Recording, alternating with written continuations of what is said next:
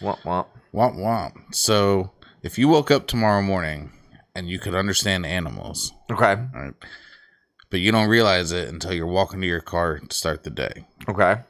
And you walk outside and they're all just talking shit about you. Like, look at this fucking asshole,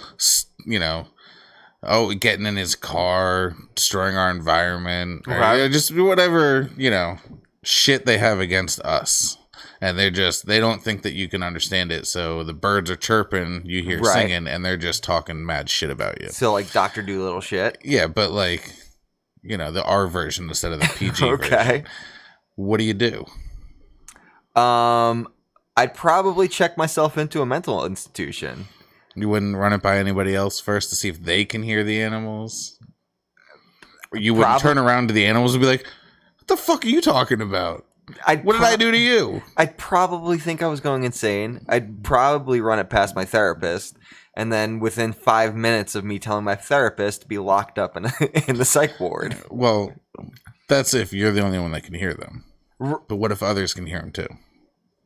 So this isn't like really like what you do through the rest of the day. Like, what do you do in that moment? You walk outside and the birds are telling you to go fuck yourself.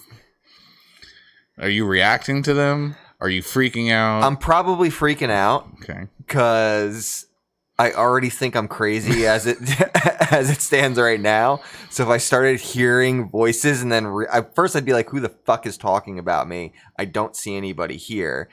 And I don't know how long. I couldn't even tell you how long it would take me to realize that it was the animals talking.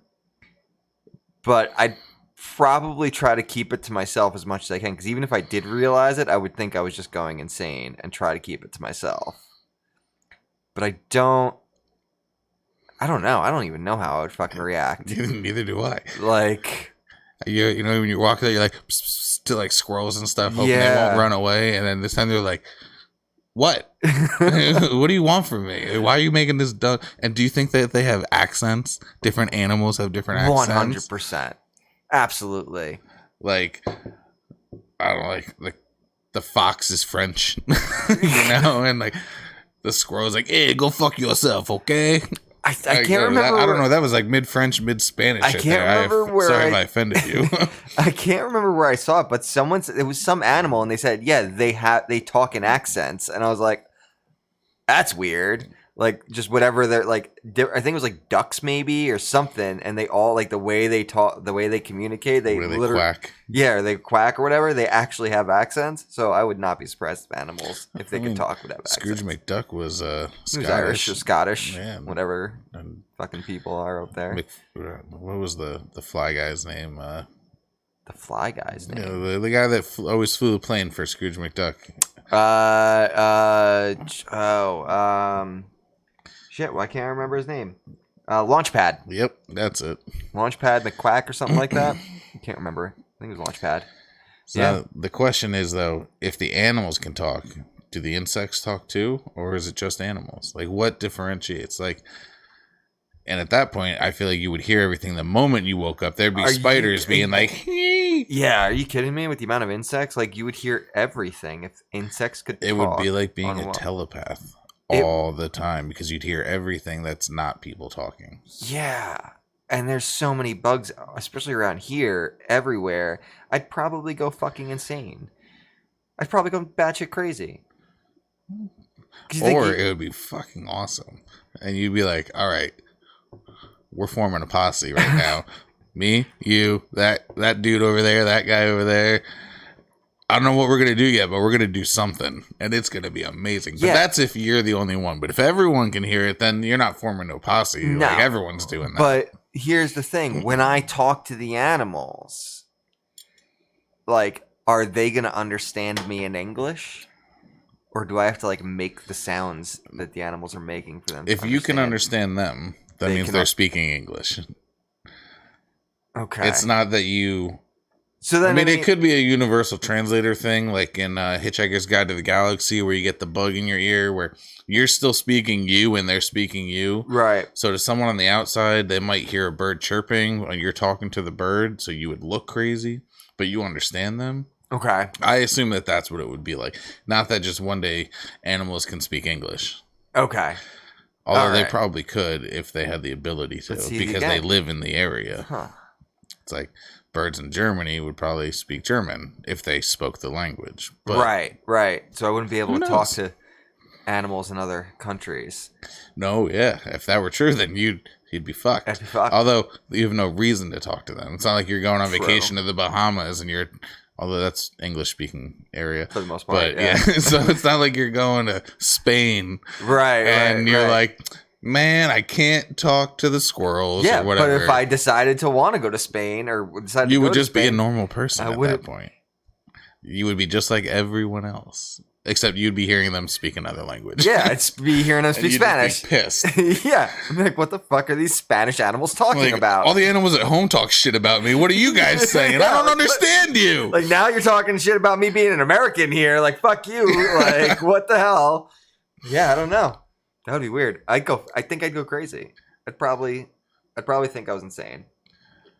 I feel like you would be like Joe in Joe's apartment. Remember that cockroach movie? Joe's Apartment? I remember the movie. I never watched it. Yeah, I mean, he bugged out for a while, but then he ended up hatching schemes with the cockroaches. And, like, you know, they had a grand old time. But Maybe. I don't know. Maybe. I think it would be really cool. I mean... Once you got over it, once you realized what was going on. Yeah, but I mean, I feel like there would always be in the back of my head, like, is this reality or am I just out of my fucking mind? Who gives a shit? Well, I mean, if the schemes aren't actually happening the way they are, because I am just fucking crazy. I mean, those are schemes, though. Like, are you the type of person that's going to start schemes? Or are you just going to, you know, just everyday life, but on the way home or inside the house, you're going to talk to animals on your way in? It just depends on what kind of person you are. When I say schemes, I mean, like, are you and the animals going to rob a bank? Probably. Like, are you going to turn into a supervillain because you can talk to animals? Anybody who or has... are you going to be like Squirrel Girl? Anyone who gets superpowers is going to turn into a supervillain. Of course. So, like... I 100% would be a supervillain. Like, the moment I figured out I could talk to animals and I could get them to do what I want them to do, 100%. Well, that's the other debate right there, then, is can you get them to do what you want them to do? Or...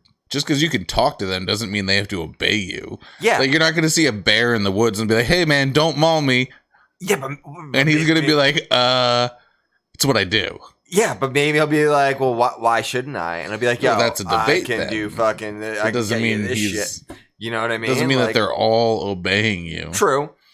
But I can convince them to do shit. You could form a band of merry misfits. Who is going to arrest a bear?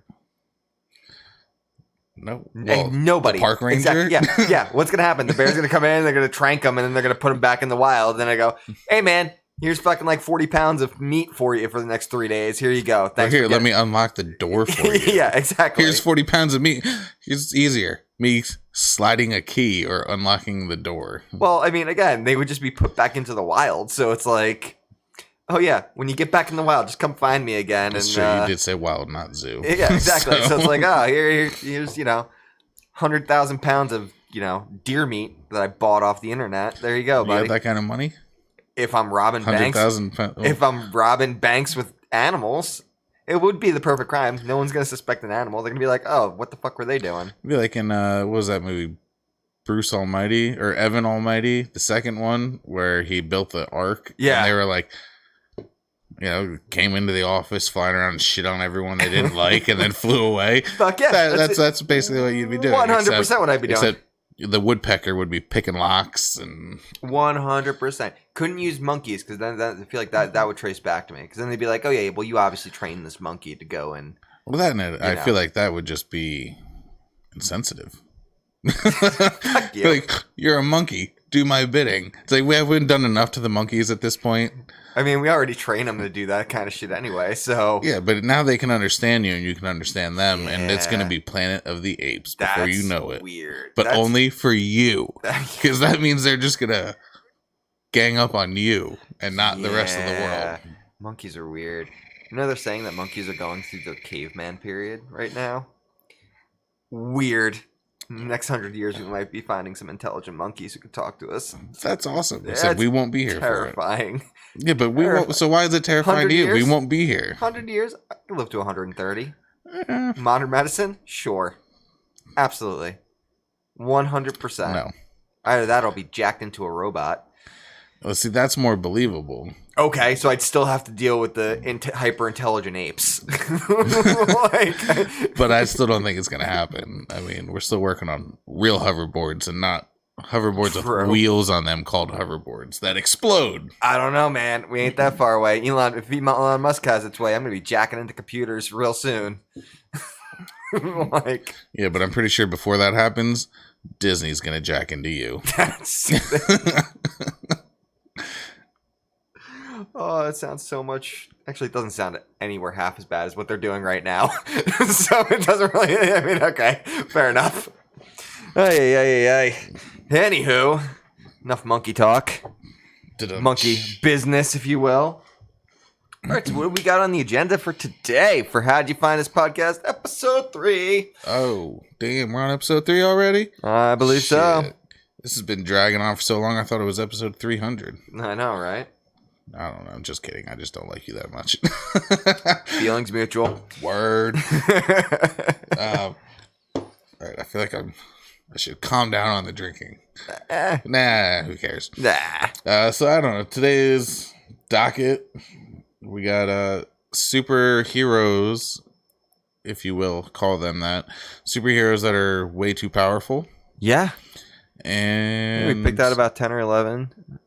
Beyond that, I have no idea what we're gonna. Where the day is gonna go. Where the day will take us. Or evening, if you will, at this point in time. All the same. Hell, it might take us to Popeye's Chicken. I don't know. Not a sponsor. Popeye's Chicken is not welcome in here until they get the Popeye's Chicken sandwich back, which was phenomenal. Well, they're not welcome. They are not welcome to be our sponsor. Cajun shrimp is not until welcome. They get that. Until they put that chicken sandwich back on the menu. Not welcome to be a sponsor. Yeah, what about Long John Silver's? They just walked in with a pound of the hush puppies, and they were like, "Here you go." No, because if you're going to disrespect me by giving me a pound of hush puppies from Long John Silver's, then you definitely don't get to be a sponsor. Isn't that the only thing you trust on their menu? Deep fried balls of cornbread. I don't know. I've had their fish tacos before. They're pretty good. I never have. I mean, that's like me, though, with White Castle. The only thing I get on that menu is the fish nibblers, which is weird. That's weird. I mean, the fish nibblers are good, but that is definitely weird. Although they have, what was it? 150% of your daily sodium intake. Really? Is in one sack of fish nibblers. Not even the sack. They're just the normal size. Is I think what I read recently, because I love them, so I looked it up. That is insane. 150% of your daily sodium intake is in the fish nibblers, which is why they're so goddamn delicious, I suppose. They are pretty salty. Yeah, I guess that would make sense. Because last time I had them, I was like, wow, these are really salty. They're delicious. They're so good. It's like going to get a fish sandwich, or like McDonald's fish sandwich or Burger King fish sandwich, but in tater tot form. It really is. The only problem I have with them is that the tartar sauce is in a packet. I use the tartar sauce. See, I agree with you there, though. It's in a packet. That's fucking annoying. That's really annoying. Weird and really annoying. It's like if you went to McDonald's and got nuggets and you went to get the buffalo sauce or the ranch, and they were like, here's a packet. Yeah. Like it was mayonnaise. Yeah. That's how mayonnaise. That's really annoying. Is packets. Really annoying. Why do we still use packets? I don't know. Even the mayonnaise and ketchup. Why are they still in packet form? No I guess idea. You want to squeeze it on, but I'm fine with like that, like ketchup and stuff being in packets, because it's always been in packets. Probably. That's probably why. Yeah. But like, even if we're talking packet versus dip container, McDonald's has like the picante sauce for their breakfasts. That's in the tear form too, instead of a dip, which I hate. Not that it's that good to begin with. Yeah, but I hate can understand that, because like I could see like hot sauces and stuff being in packets. Like, all right, you just like you're spreading it on the whole thing for the most part. Typically, it's a little bit easier to put on. But when you're eating those fish nibblers, sitting there holding a fish nibbler and just like squeezing a little bit on, like see, I don't use the tartar sauce for my nibblers though. See, yeah, because like I'll be like driving, I'll be like, oh, I'll get the like eating it while I'm driving or something, and I can't just like I don't know have a thing and just dip it in. One way I have to actually, I don't even use any dip on the nibblers just because they're so salty and delicious to begin with. You don't need anything. But if I do get them home before I finish them, then I'll just take hot sauce and of course, hot sauce. Why not? Yeah, well, why wouldn't you? Listen, man, hot sauce. Because I don't put hot sauce on my fish. Lifeblood for me. I know. I'm pretty sure your blood is not plasma anymore. It's just pure sriracha. No, that would be way too thick. I'd be unhealthy if my blood was sriracha. But also, sriracha's not that good. Or hot. I should say sriracha's not hot. Sriracha's good. It's just not spicy. True. Very true. For the beginner or novice, I guess it's spicy, but... but I don't eat sriracha for the spiciness. I just eat it because it tastes good. It's delicious. Speaking of hot sauce, I ordered 2 bottles of the Last Dabs Triple X. I saw that. Which we're going to eat right here. What are we going to eat on it? What are we going to eat on it? Just put it on a trip? We could get like 20 nuggets or something. Or we could get tacos. Well, from what I know, the Last Dabs, the last hot sauces from the Last Dab, they've been yellow. This one's red, so I don't know if it's going to have a different flavor profile. But the previous ones were very heavily mustard flavor, so they were fantastic on hot dogs. Interesting. So the Last Dab Redux was the last one I had, which was the... And this is the new one that they just came out with that you picked up? Yeah, the new one that they just released 2 days ago was available for sale. I bought it. Okay, yeah, because that's the one that... Limit 2 per person. Yeah, because they were talking... I think I saw the ad for it at the end of the Paul Rudd episode of Hot Ones, which was a really good episode. I actually really enjoyed that episode. Paul Rudd was a... Well, Paul Rudd's amazing. Yeah. Did you watch the episode? Yeah. I fucking love the fact that they did all 10 hot sauces at once for the last one. I was like, huh. I was like, that's... But that always makes me think, like, did he really not watch any episodes, or did... And he went into this like, all right, let's, we're at the end and mix them all up. Because I feel like every time they've done something like that, where they're like, oh, has anyone ever done this before? It's like, well, actually, they have. All right, well, we're going to do a little bit different. I don't know. I feel like Paul Rudd probably didn't watch it. Probably not, because Paul Rudd he's amazing. I really do. I think he's fantastic. And, you know, he looks exactly the same today as he did on Friends. 100%. His haircut is also almost identical. It really is. He has not aged in about 25 years. Yeah. Like he's in that club of like him, John Cusack, and like Brad Pitt. like all those guys. Well, no, John Cusack's actually pretty aged. Now he's starting to look older now. But there's a bunch of them. He's looked older, but he's had the same look. Yeah. That's what it is. He just hasn't changed his look. Yeah. But he's definitely looked older. Like, even in Hot Tub Time Machine, or that movie about him being a war criminal, like, selling guns and stuff. Yeah. And Hilary Duff was in that movie, I think. Was she really? But, yeah, he looks phenomenal, but he's definitely aged. Yeah. I'm never going to talk shit about John Cusack, all right? Lane Meyer for life. Yeah.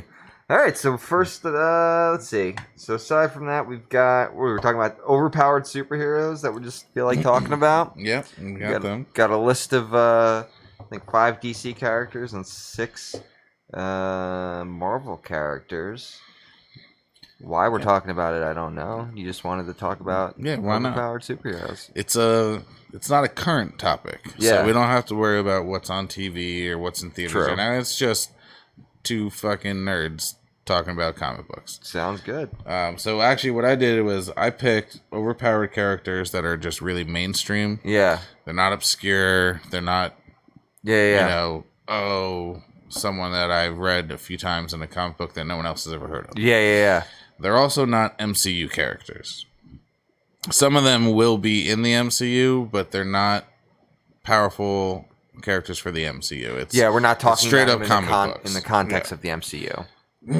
Because that just leads into a whole nother discussion of the fact that people think that there are too many characters that are too powerful to make it into the MCU. Right. Which I find untrue, because 2 of the people on my list are in the MCU, but they're not that powerful in the MCU. Yeah, I 100% agree. like, so the first one I have is the Hulk. You take the Hulk off screen, he's a beast. He is insane. Absolutely. You put him on screen, and he's very tamed. Yeah, they definitely.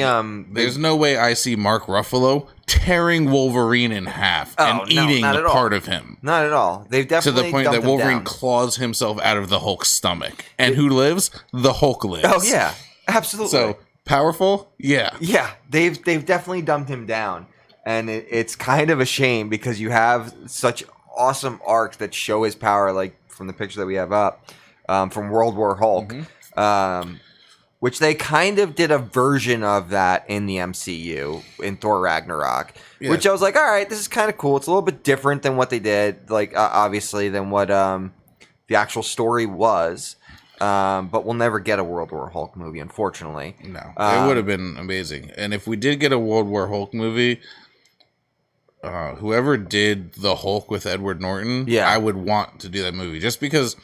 You know, we've had this discussion about how shows like Titans are so dark, and it's like you can't watch them in the daytime. And I don't mean dark emotionally, or right. You can't see anything. Yeah. The Hulk with Edward Norton was very dark. Yeah, so many scenes that like you couldn't really tell what was going on. I feel like Planet Hulk would be the type of movie that needs that. It's not going to be vibrant.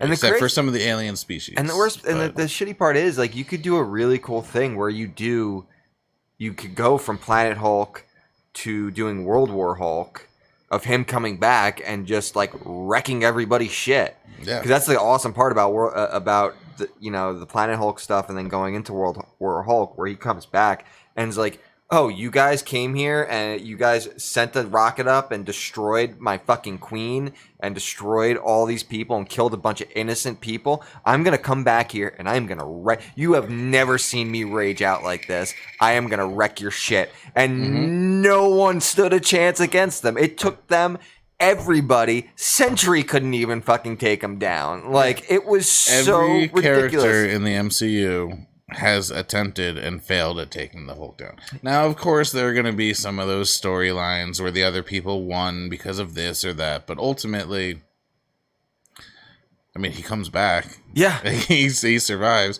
He's got super regenerative abilities, much like the modern Wolverine. Yep. He is so strong.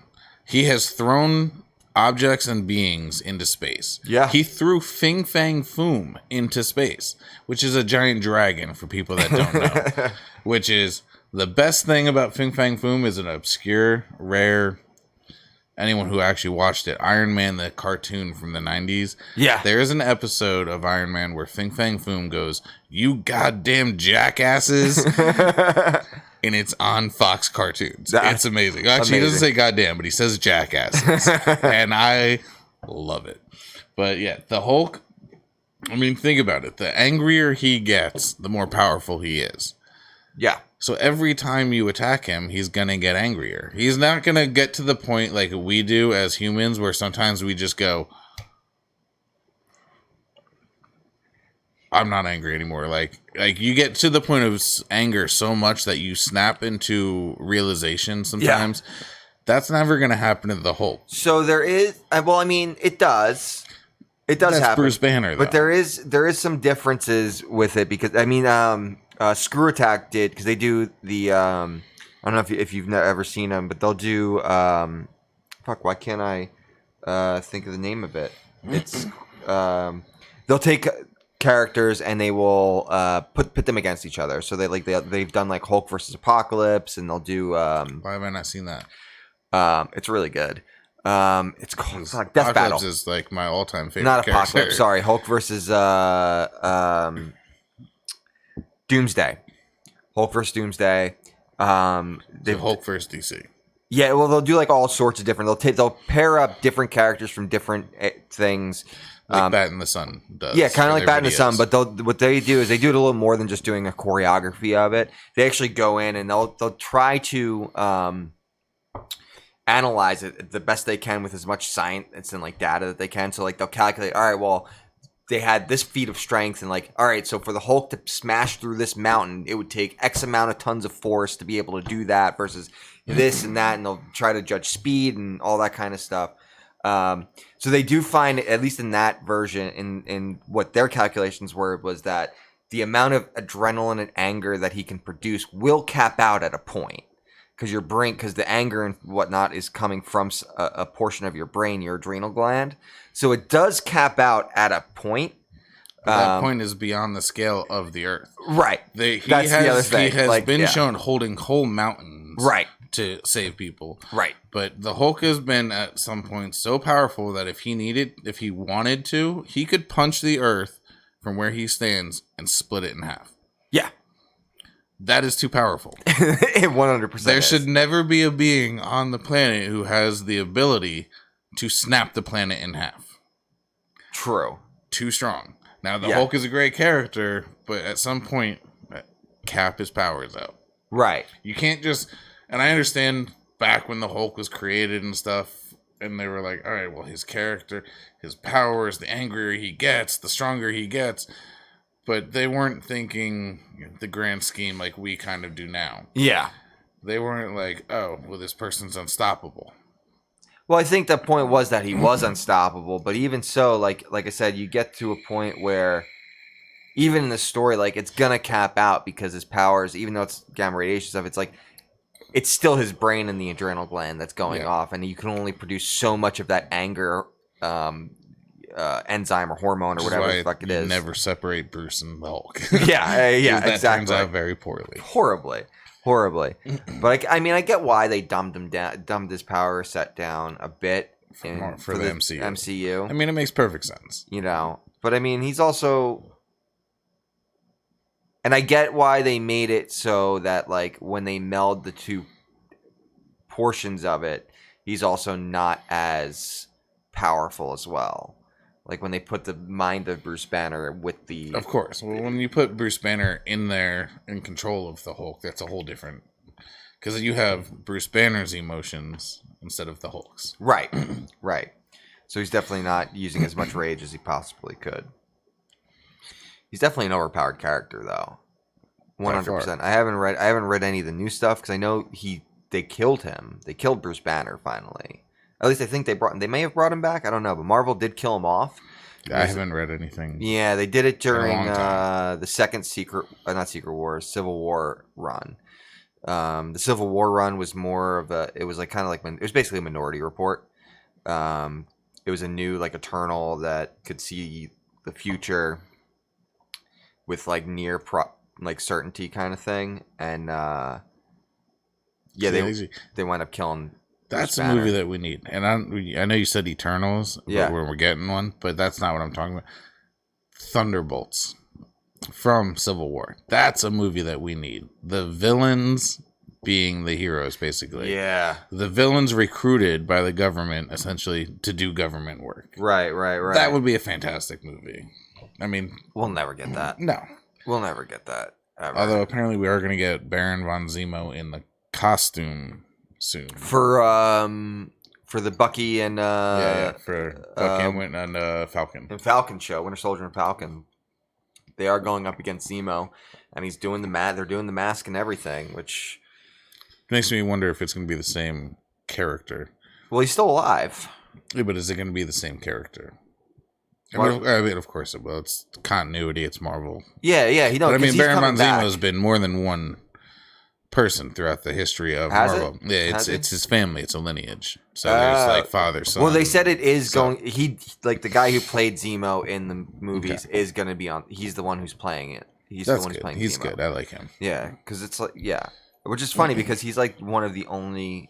If you think about it, he's the only Marvel villain that they kept alive. Well, Red Skull came back. Yeah, but he's technically. Yeah, but it's not really Red Skull. It's just a version of Red Skull. It's not really him. Yeah, but if it's a version of Red Skull based on how the he's people that are dead. there are perceived. Yeah, he's still dead though. The Black Widow never had anything to do with him, and neither did Thanos. Still dead. Debatable. He's still dead. We know he's dead. He's dead. They killed off Ultron. Thanos is dead. Thanos they killed twice. They killed off every villain in the Crossbones. Yeah, every villain in the Captain America movies, every villain in the Iron Man movies has died. Every villain in the Thor movies has died. Except for Loki. Yeah. Well, actually, I mean, I guess he's died multiple times. He's died multiple times. Yeah. Yeah, there's never been an MCU character stay alive except for Zemo. It's kind of weird. I don't know. They kill off villains way too quickly. Did they actually kill off Abomination in the Hulk movie with Edward Norton? They did not, but that's not an MCU movie. Yes, it is. Yeah, it is. No, it was. No, the original Hulk. The other one with what's his name? It was supposed to be, but they never actually wound up tying it in. They did because Nick Fury is in the end of the movie. Ooh, that's right. It is an MCU movie because it also came out after Iron Man. It's an MCU movie. They just didn't bring Edward Norton back. Which, that's a whole nother discussion for another that's a time. whole other thing, yeah. I don't even want to get into that without doing a little bit more research because some things have surfaced lately. Yeah. So, but back to the overpowered thing. You're next on the list. What do you got? Next one we got here is Shazam. Billy Batson. Little Billy Batson. Super underrated too as a character, but he's definitely one of those ones who you don't even think that's overpowered. They've done some interesting things with him. I just realized now that the radio effect might have been on my voice for the whole portion of this. We'll see. Yeah, we'll see if it worked. That was not supposed to be there. One that a lot of people, just because he's not a super popular character in general. I mean, yeah, we had the Shazam movie, which is recent, and he's been gaining more popularity. But for a long time, he was kind of considered a B-list character, and I guess he technically still is. But when you're talking about DC, like everyone except for Batman, Superman, and Wonder Woman are B-list characters. So, like, you know, I mean, until Green Arrow was on the CW, he was really a B-list character. Yeah, and he's still considered B-list. Even like, I mean, there's still, I mean, I guess you would consider Flash and Green Arrow A-listers now. But Shazam's always been kind of like a B-list character. And for those who don't know, if you haven't seen the movie or haven't read the comics, basically he has the power of the gods. He's basically an alternate version of Superman is what it is. He was created prior to DC. I forget which comic publisher created him, and then they wound up he was originally Captain Marvel. And then they for some reason DC lost the rights to him, which doesn't really make sense because that character, his name was Captain Marvel before the Captain Marvel was Captain Marvel. So it doesn't before Carol Danvers. Even before the original Captain Marvel, the Marvel. Marvel. Yeah, Marvel. Okay. So I don't know. When you look into the legality of what happened with the copyright laws, it's super weird and super sketchy on however Marvel obtained the rights to it. But he was in limbo for a long time, and so he has I forget all of them, but it's the wisdom of Solomon, the lightning of Zeus, strength of Hercules, speed of Mercury, and Achilles' vulnerability. It's weird because he has all these Greek superpowers, and then all of a sudden he has a weird Jewish superpower with the wisdom of Solomon, because that is a Bible thing and he's not a god. So a little weird. Not sure why they threw that one in there, but whatever. He's on par as far as strength wise with Superman. All his powers are magic based, so he can. Which means he can beat Superman. He can beat Superman if he really wants to, because Superman is vulnerable to magic. And his only weakness is if he accidentally says his own name in the specific way he needs to say his own name to get rid of his powers and turn himself back into a child. That if he was just walking around and he just happened to say Shazam, he wouldn't turn into to Captain So that's Marvel. the weirdism. It's got to be Shazam. Yeah, like he has to be intentionally trying to either turn into, like, trying to call upon. I mean, it's a the weird lightning. word. You wouldn't normally just use it, Right? But he's not like he can't. He's not just going to go, oh yeah, by the way, I'm Shazam, and lose it, because that's a weird thing. They've had to kind of retcon that a little bit because now his name is Shazam when it used to be Captain Marvel. Because it used to be, if he just said Shazam, it didn't matter when he said, because his name wasn't Shazam. That was just a word, because Shazam means it's Solomon, Hercules, Achilles, Zeus, Mercury, and Atlas, speed of Atlas. That's what it was. Or something of Atlas. Whatever. So it's just an acronym for those gods. And it was never supposed to be his name. It was always Captain Marvel.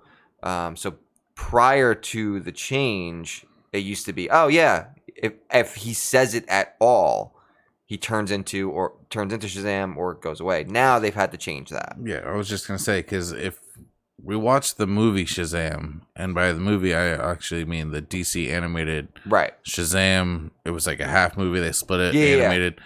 There was a scene where he's underwater as Billy Batson, and he yells Shazam. Right. And when he doesn't turn into him until the air bubble hits the surface. Right.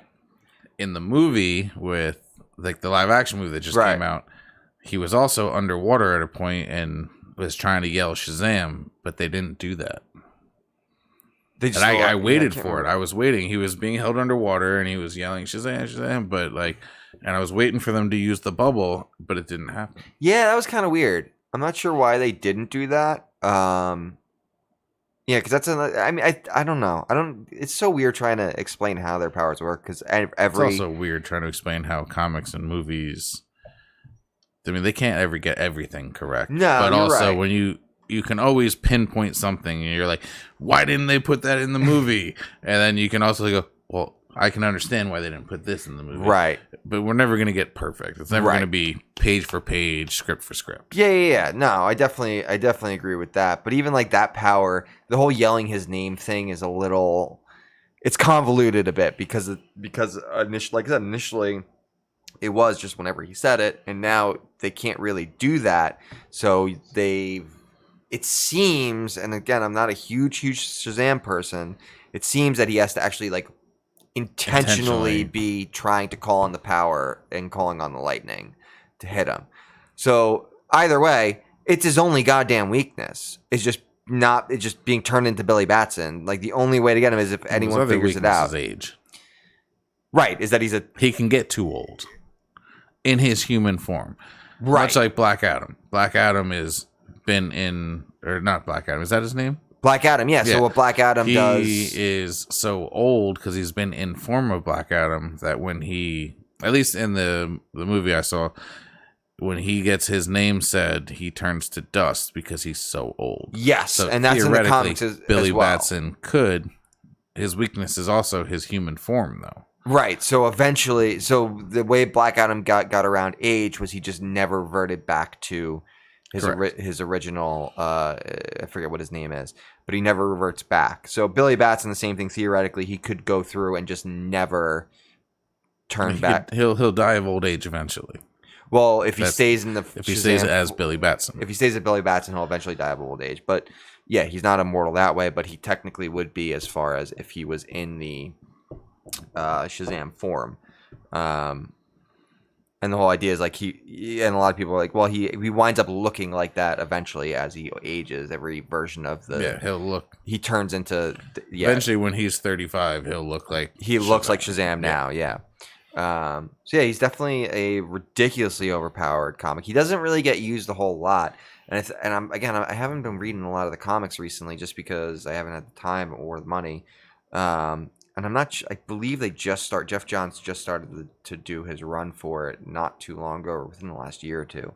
But he was even sidelined to like just a side character for a very, very long time because of Jeff Johns. But he's an interesting character because, especially on the other thing too, is like he can give his powers to other people. Like he can just go up. See, I didn't know that. There you go. And then I watched the movie and he distributed it. That's always been a big thing with that. Like even from the beginning, like he was just able to get. Like first he did it with Mary Marvel in the very beginning, so Miss Marvel, and then everybody else which is kind of weird. I don't know how they're getting around that in the next one, in the next Shazam movie, because they are doing another Shazam movie, and it'll be interesting to see how they get around their names. I know they've just been. I don't know how they're doing it in the comics right now. So they all have the power, but they also have their own trigger words. No, they all still say Shazam. Okay. They all still say Shazam. So if one of them says Shazam, it only works they on lose their power on them. Right. But does he have to give them the power again after that? No. So he just grants them some of his power, and he just basically grants them the ability to call on a portion of the power. So when he gives them a portion of his power, he's technically weakened a little bit. A portion of his power is if he gave it to 7 people, that's distributed among 7, so he would be weaker. I believe so, but it's not. I don't know. It would have to be a tactical reason. Like, let's gang up on something. Yeah, I don't know if that's necessarily how it works. 7 different places at once that I can't do by myself. Someone in the comments below, if anyone watches and decides to comment, try to explain a little bit more, because I'm not to be the first person to comment. Yeah, right. I don't specifically know if it actually weakens him or not. I think in the past it used to, but with the new, would have to. With the new, well, it's also overpowered. It's also unlimited. It's also not. It's power of gods. So it's like, well, do the gods have limitations too? If we're going based off of the Greek mythology and everything, but it's supposed to be like an internal wellspring of power, so it's not necessarily as much as you believe in yourself. Yeah, so it's not. I don't necessarily think it's that they. I don't know, because I don't think it necessarily weakens his physical strength or anything like that. That's just a whole nother reason for him to be overpowered. Yeah. If you're telling me that I am a godlike being and I can distribute my powers among certain people and still stay just as strong, I'm overpowered.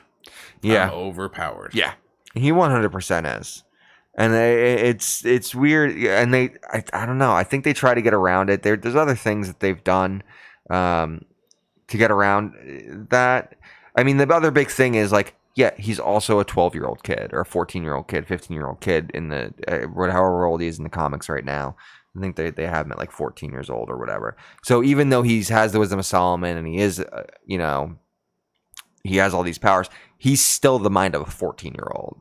So that is part of the big. Makes it really fun to watch him, though. Yeah. Oh, yeah. Absolutely. The way he talks to Batman. Oh, yeah. Like, hey, man, what's going on, dude? Give me a fist bump. Yeah, especially prior to them knowing. Yeah, especially prior to them knowing that he's a 14-year-old kid, because they all look at him like, what the fuck is this 25, 30-year-old person doing, acting like a 12-year-old? Like, what the hell's going on? So that it definitely is better. But I mean, to have just such limited weaknesses, it's like, what the fuck were you guys thinking when you did this? But I mean, again, it's a character that was made in the fucking 30s, and they were all overpowered back then, Yeah. All right. So on to the next one. Yeah, the next one on my list is the Wolverine. Of course. Now, when you think of the Wolverine, you don't often think overpowered. It's not like he can do anything in the world. Right.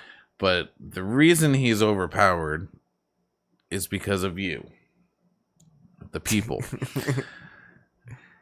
He's like everyone's favorite. And just like someone else who's on your list, which we'll mention later, which is the Batman, the Wolverine and the Batman are both overpowered because of popular opinion. If we go back to Wolverine's origin and history, he had regenerative powers, always. Right. But he had the ability to heal. It took time. He would be laid up from fights for days. He would have bandages wrapped around him. Yeah. He would break ribs and he would be laid up. Right. He was not able to get back into a fight immediately. It's not like in the X-Men movies where he gets shot with a gun and the bullet pops out and the wound heals, or like in X-Men The Last Stand when he is fighting Jean Grey essentially and his flesh is being torn away and immediately regenerating. Yeah. That is overpowered. Yeah. Like it got to the point of his overpoweredness that they had to create a storyline where his adamantium is what's killing him. Right. That his regenerative capabilities cannot battle the poison that the adamantium is giving him. Thus, Old Man Logan, and or at least in the movie, but Logan, or the what do they call it? Logan? They called it Logan. Yeah. So in that movie, like he's getting poisoned by the adamantium and everything, and he can't. Yeah, old man Logan. Even at that point, he's so old, and you don't know how old he is in the movies. They never tell you, but in the comics, I'm sure they talk about it. They do. I've never gone into the Wolverine comics. Just everything where he started. Oh, you gotta read Origin. Like the X-Men. So when he was first introduced in the X-Men comic book. Like, that's where I know Wolverine from. Back when Psylocke was not the sexy purple girl, you know, like... Origin does a good job of doing his origin story, because you do find out who he was prior and whatnot, and what he was, and he's this weak little rich boy and whatnot. He like 1800s is probably around. So it's pretty fucking old. Yeah, so by the time you meet him, as far as like if you go by current timeline or even the 60s, he's at least 150 years old. Like, so he's pretty old. Yeah. In Old Man Logan, he definitely I don't believe they do adamantium poison. They're just like, yeah, he's like 250 years old at this point. About it. Do they? Yeah, no, I'm sorry, not Old Man. In Logan they do, but the actual comic Old Man Logan, it's not. It's just he's just aging. Yeah. Like it's just his it's finally catching up. It's catching up. His healing factor's just not as good as it was. Like that's all it is. It's just he's like 300 years old at this point. Like what they made out of Wolverine as he gained popularity, I feel like was super after the X-Men the animated series. People started to love him. Yeah, you can't break through the adamantium with a weapon, right? But you could pull off his bones. I mean, our joints are not held together, you know. Right. So if you could rip off Wolverine's arm. Yeah. Just because he's got adamantium doesn't mean it can't happen. Right. His arm's going to grow back. Right. And he'll have regular bone. Right. Eventually, the adamantium will grow over it because it's incorporated into his DNA at this point. Right.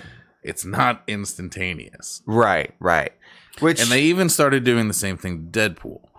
So the best thing, though, because Deadpool is another character, if you Google it, will be an overpowered character. Right. But at least when they did the Ryan Reynolds movie, when he lost a limb, it grew back, but it didn't grow back instantly like in the X-Men movies with Wolverine, where if you shot him or his flesh burned off, it would come back immediately. It took a while. I mean, we got the whole scene in Deadpool 2 of him after he got ripped in half. Right. And we got the whole scene in the first Deadpool with the hand where it was growing back. Well, I think the idea, I mean, like when you're talking about the movies, dial the powers back a little bit. When you're talking about the movies, though, but even in the comics, they took Wolverine to the point of this indestructible character. Right.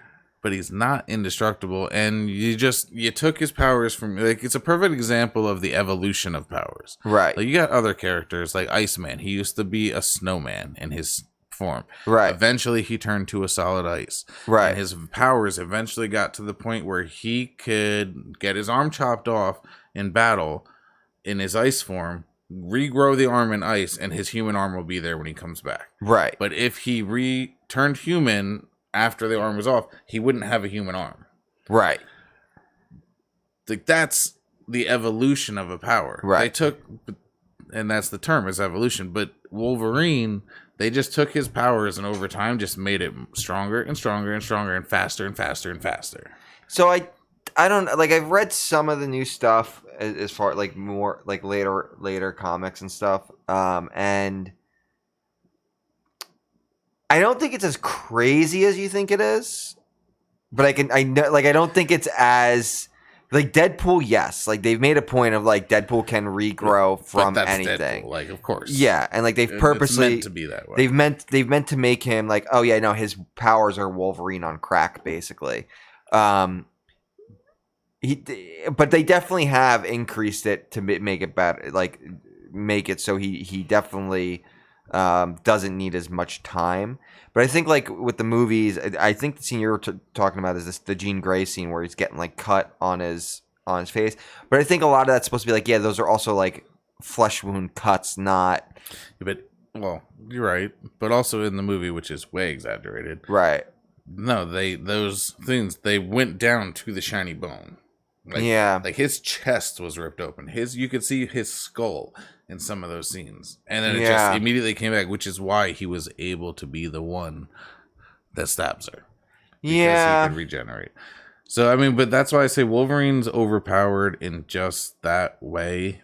Yeah. It's not to the point where he's so strong he could split the earth in half. Right. Or he's so powerful that he could beat Superman. Right. He's just overpowered in the way that they took his powers and amplified it so much over time, and I feel like it's just strictly because of popularity. Yeah, I could see that. I mean, and I think it's also like you can do really cool shit with having to a character when you have that, because like you have the whole scene like in the early 2000s when they did like the Punisher coming after him and he blows his face off and he's still like, hey man, I'm still alive, fuck you. Like, you know, but like those are cases where it's like, yeah, he didn't just get up and start going. Like, yeah, he was still able to talk and shit, but like it, you know, in the comics, like, yeah, it was a couple weeks before he got his face fully back. It is comic books. You know, yeah, exactly. But, it is. I mean, in Deadpool, at least, he's fighting his cancer. And that's the one thing, like, his regenerative powers are always killing the cancer as it comes. Yep. It's not like he is beating it. Right. He doesn't overcome it. Right. And, of course, with the whole Except in experiments Secret and Wars. stuff, he got with the skin and everything. Yeah. He does overcome it in fucking Secret Wars. Secret Wars. Is this the one where the Deadpool Secret Wars, where he goes back to the original Secret Wars, where they took the original artwork and just threw him in? Yep, and they put him in the story and stuff. Yeah, and they made it canon that like he was actually there the whole time, and like he got rid of the cancer, and then had to help save everyone. He actually had to get cancer again to go through everything and destroy his body all over again. Mm-hmm. It's also how he got the crazy Venom suit. It's why Venom is so crazy, which I thought was actually a really cool twist. Was really cool. On the symbiote got so angry and mad and without going into the whole Clintar story and stuff, which came many years but later. But the whole idea of like the Clintars were actually like a peaceful race, and like, oh, this one's just crazy because Deadpool wore him for half a second and drove him batshit crazy. Like, okay, yeah, that makes sense. All right, on to our next overpowered character. Did we skip one? We just I guess we did skip one. Whatever, we can talk about Sentry. It's fine. I figure out what happened. Yeah. So Sentry is basically Marvel's version of Superman. I don't know a lot about Sentry. I just know that he is one of the most overpowered characters. He has every single ability that Superman has, but he also has the ability to wipe everyone's mind who's ever seen him. That's a weird one. So it doesn't erase. He can't, like, I guess from what I know, he can't erase your memory and make you start fresh. It's like in Doctor Who, when you you look at them, you see them, but when you turn away, you forget about them. Yes. He has that ability. That's weird. But there are also isn't he also crazy though? Yeah, probably because of some of the things he's done. I guess he has the ability to go back and change time to alter his own powers. So he can change the course of events and make that himself more powerful. And this is just from what I've read. Like, I've never read a comic book that had Sentry in it. I've always seen him on lists. Yeah, so my limited knowledge about him is with World War Hulk. A little bit, and like, so he's even apparently, he has the ability to erase memories from your mind. I know in World War Hulk when they call him in to come and help, not just like he does it. Like I know he's out of every living being on the planet. That's crazy. That's insane. Like, why would you write a character like that? I don't get when they write these overpowered characters like that. And it's not like he was an older character. Like, this is a straight up ripoff of Superman. Yeah, and a recent even the one. way you look at him, except he's got long hair and he's got yellow clothing. Yeah. I mean, that's a Superman picture. He's even got the S. Yeah. It's just a different color and a different set of hair. Well, it's kind of like the way that Deadpool was supposed to be a ripoff of Deathstroke. Yeah. Like, they specifically wrote him to be like, the Marvel Deathstroke. At what time did you create this ripoff? You could have done better. Yeah. Like, I mean, at this point, you don't need to rip off characters. You can just come up with new ones. Yeah. I know it's just like saying, everything's been done before. All guitar licks have been manipulated and stuff. But, like, You can still make a fresh character. Yeah, no, I agree. Like I said, I don't know too much about Sentry either. I just like from the only experiences I've had with him is reading he shows up in World War Hulk because he's the only one who can stop the Hulk. But like they're like, oh yeah, no, his mind is completely fragile and just he's batshit crazy. Like he's supposed to be like a schizophrenic. Like he's. I think they, not him, but in the animated Avengers show, they had a character.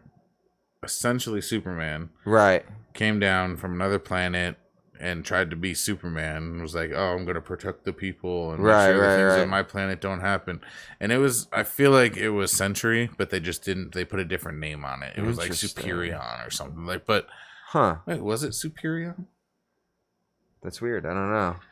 I think it was Superion. Really? I don't know. I haven't heard anything about that. I don't know where my other one. Let me take a look at Superion right now. Yeah, check out Superion. I don't know what happened to this. The next one. Are we in a different folder now? No, we're in the same folder.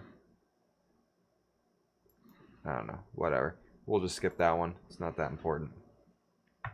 Alright, so we are going to move on to my next one, which is...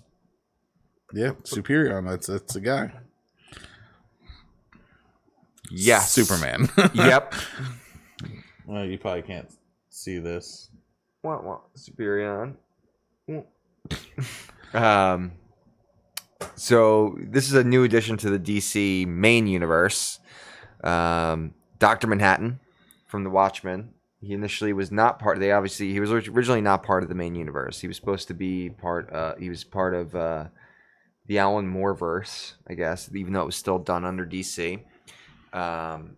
Originally, he was supposed to be. I believe he was originally supposed when Alan Moore was first writing them, and they couldn't get the rights because the Watchmen originally was supposed to be the Charleston characters, so it was supposed to be the Question, Captain Atom, there's a whole bunch of them that he was going to use, but they didn't have the rights to him at that point. There was some mix up. He recreated some. So he basically Rorschach is the Question. Rorschach's supposed to be Question. Dr. Manhattan's supposed to be Captain Atom. Except way more powerful. Way more powerful. But a whole bunch of them. But I mean, the guy just warps reality. Like he just to the point where at this point in time, the entire New 52. Everything that happened in the New 52 when they revamped it initially, they thought it was due to this character named Pandora that they created. It was this woman. She's supposed to be Pandora from Pandora's box. Like the Greek myth of like Pandora opens the box, lets out all sin and all that kind of stuff. And like she was the one who supposedly accidentally rewrote the New 52 when Flashpoint happened. Because New 52 happens after Barry Allen does his Flashpoint thing. Goes on. So later on you find out, yes, that's what happened, but technically, like Barry Allen, when he came back in time, everything should have just went back to the normal. Like some minor things should have changed, but the timeline should have stayed the way it was initially from when Flashpoint happened. When he goes back, and should have reverted right back to normal when he stopped himself from creating the Flashpoint event.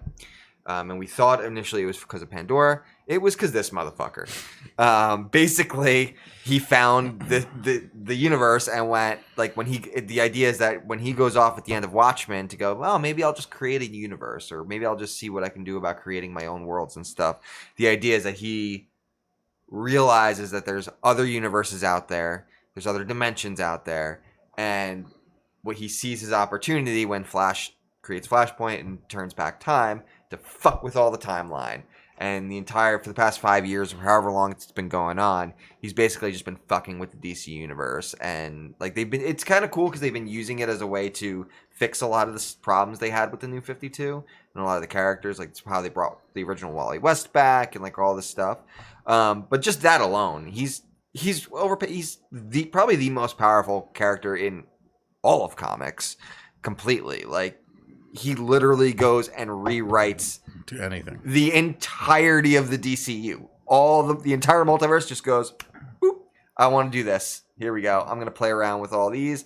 gonna let you guys do this and do that, and I'm gonna mess around with these timelines and that timeline. It's basically and, the Watcher with powers. Yeah, he's the Watcher. To do whatever he wants. Yeah, like the Watcher, I think does have powers, but they're not allowed to. The Watcher's powers are not like that. Yeah, nowhere near it. He's God. He is everything and nothing, and he just does whatever the fuck he wants because he feels like playing around and just seeing what he can do. And he just decides to be naked all the time, and that's just, it's creepy. It's creepy. It's weird. I mean, he's got a lot of confidence. Blue, he's blue, he is the nuclear man, but he's definitely an overpowered, ridiculous psychopath. Because he is, I mean, he's not a psychopath, but he's not a good person whatsoever. And like they call him a superhero, but he's he could be a villain if you. Yeah. He's kind of just pragmatic and doesn't give a shit about anything except for like what he can do and what he can create and how far he can take his powers, which is there really is as far as he wants. I mean, you talk about Superman having no limits. This guy has legitimately does and creates and destroys whatever he wants. He's a creator destroyer. Yeah. He's an insane character. I haven't read up on what they've been doing recently with him, so I gotta see. I'm curious to see what they're gonna do for the live action show. You know what? We'll have to talk about that because a bunch of stuff came out about that recently about the show, and like there's a whole bunch of controversy with Alan Moore, obviously, because he gets pissed off anytime they make anything of his. We'll have to do another talk about that next week because there's even like the showrunner came out and said what it's going to be about, what they're doing. It's very interesting. They've leaked it, like specifically what it is. It's supposed to be like 20 years later, and they're 30 years later. So it's supposed to be like it's supposed to be in today. Like if the Watchmen continued to 2019, and like because it takes place in 89 or it's whatever. Definitely a topic for another time. Yeah, absolutely. On that note, on to the next one. I gotta piss. Oh, So we can stop that and just read. All right, we're gonna take a pee break. We'll be back in a minute. All right, and we're back. Sorry about that. It's all good. Sometimes the beer runs through you. It does. All right, so we're back on. Is it gonna stop me though? No, it's not. All right, so we're on to the next Marvel character. Well, actually, we're on to the next DC because you skipped one. I can't bring up the picture. We could skip that one. All right. Who are we on to now? Franklin Richards. Yep. Which is a weird one because he's young. Yeah. But he is... But they have shown him older because when we were looking at pictures, there's a bunch of him as like a teenager, 20-something-year-old, so... Which is not something I've ever read or know anything about. I only know him as a kid. But I mean, just going back to like even kind of the origin of Franklin, he has both Sue and Reed's powers, but also so much more. Yeah. But I mean, the whole Onslaught saga, like, was the Juggernaut, Xavier, Magneto, and Franklin Richards. Really? Franklin Richards was the last piece to that puzzle of the Onslaught going after everyone. And see, I didn't know that. I thought it was just Magneto and Xavier, so I never read the Onslaught saga. The Juggernaut was in there. Oh, is he really? Yeah. Okay. It was the Juggernaut was the first one that Xavier captured in this series. the Sidorak and interesting. So he's got such a look of Magneto, but massive like the Juggernaut. Yeah. Either way, Franklin Richards has the ability to warp reality to his pleasing. Yeah. What makes him so dangerous is that he's a child. Right.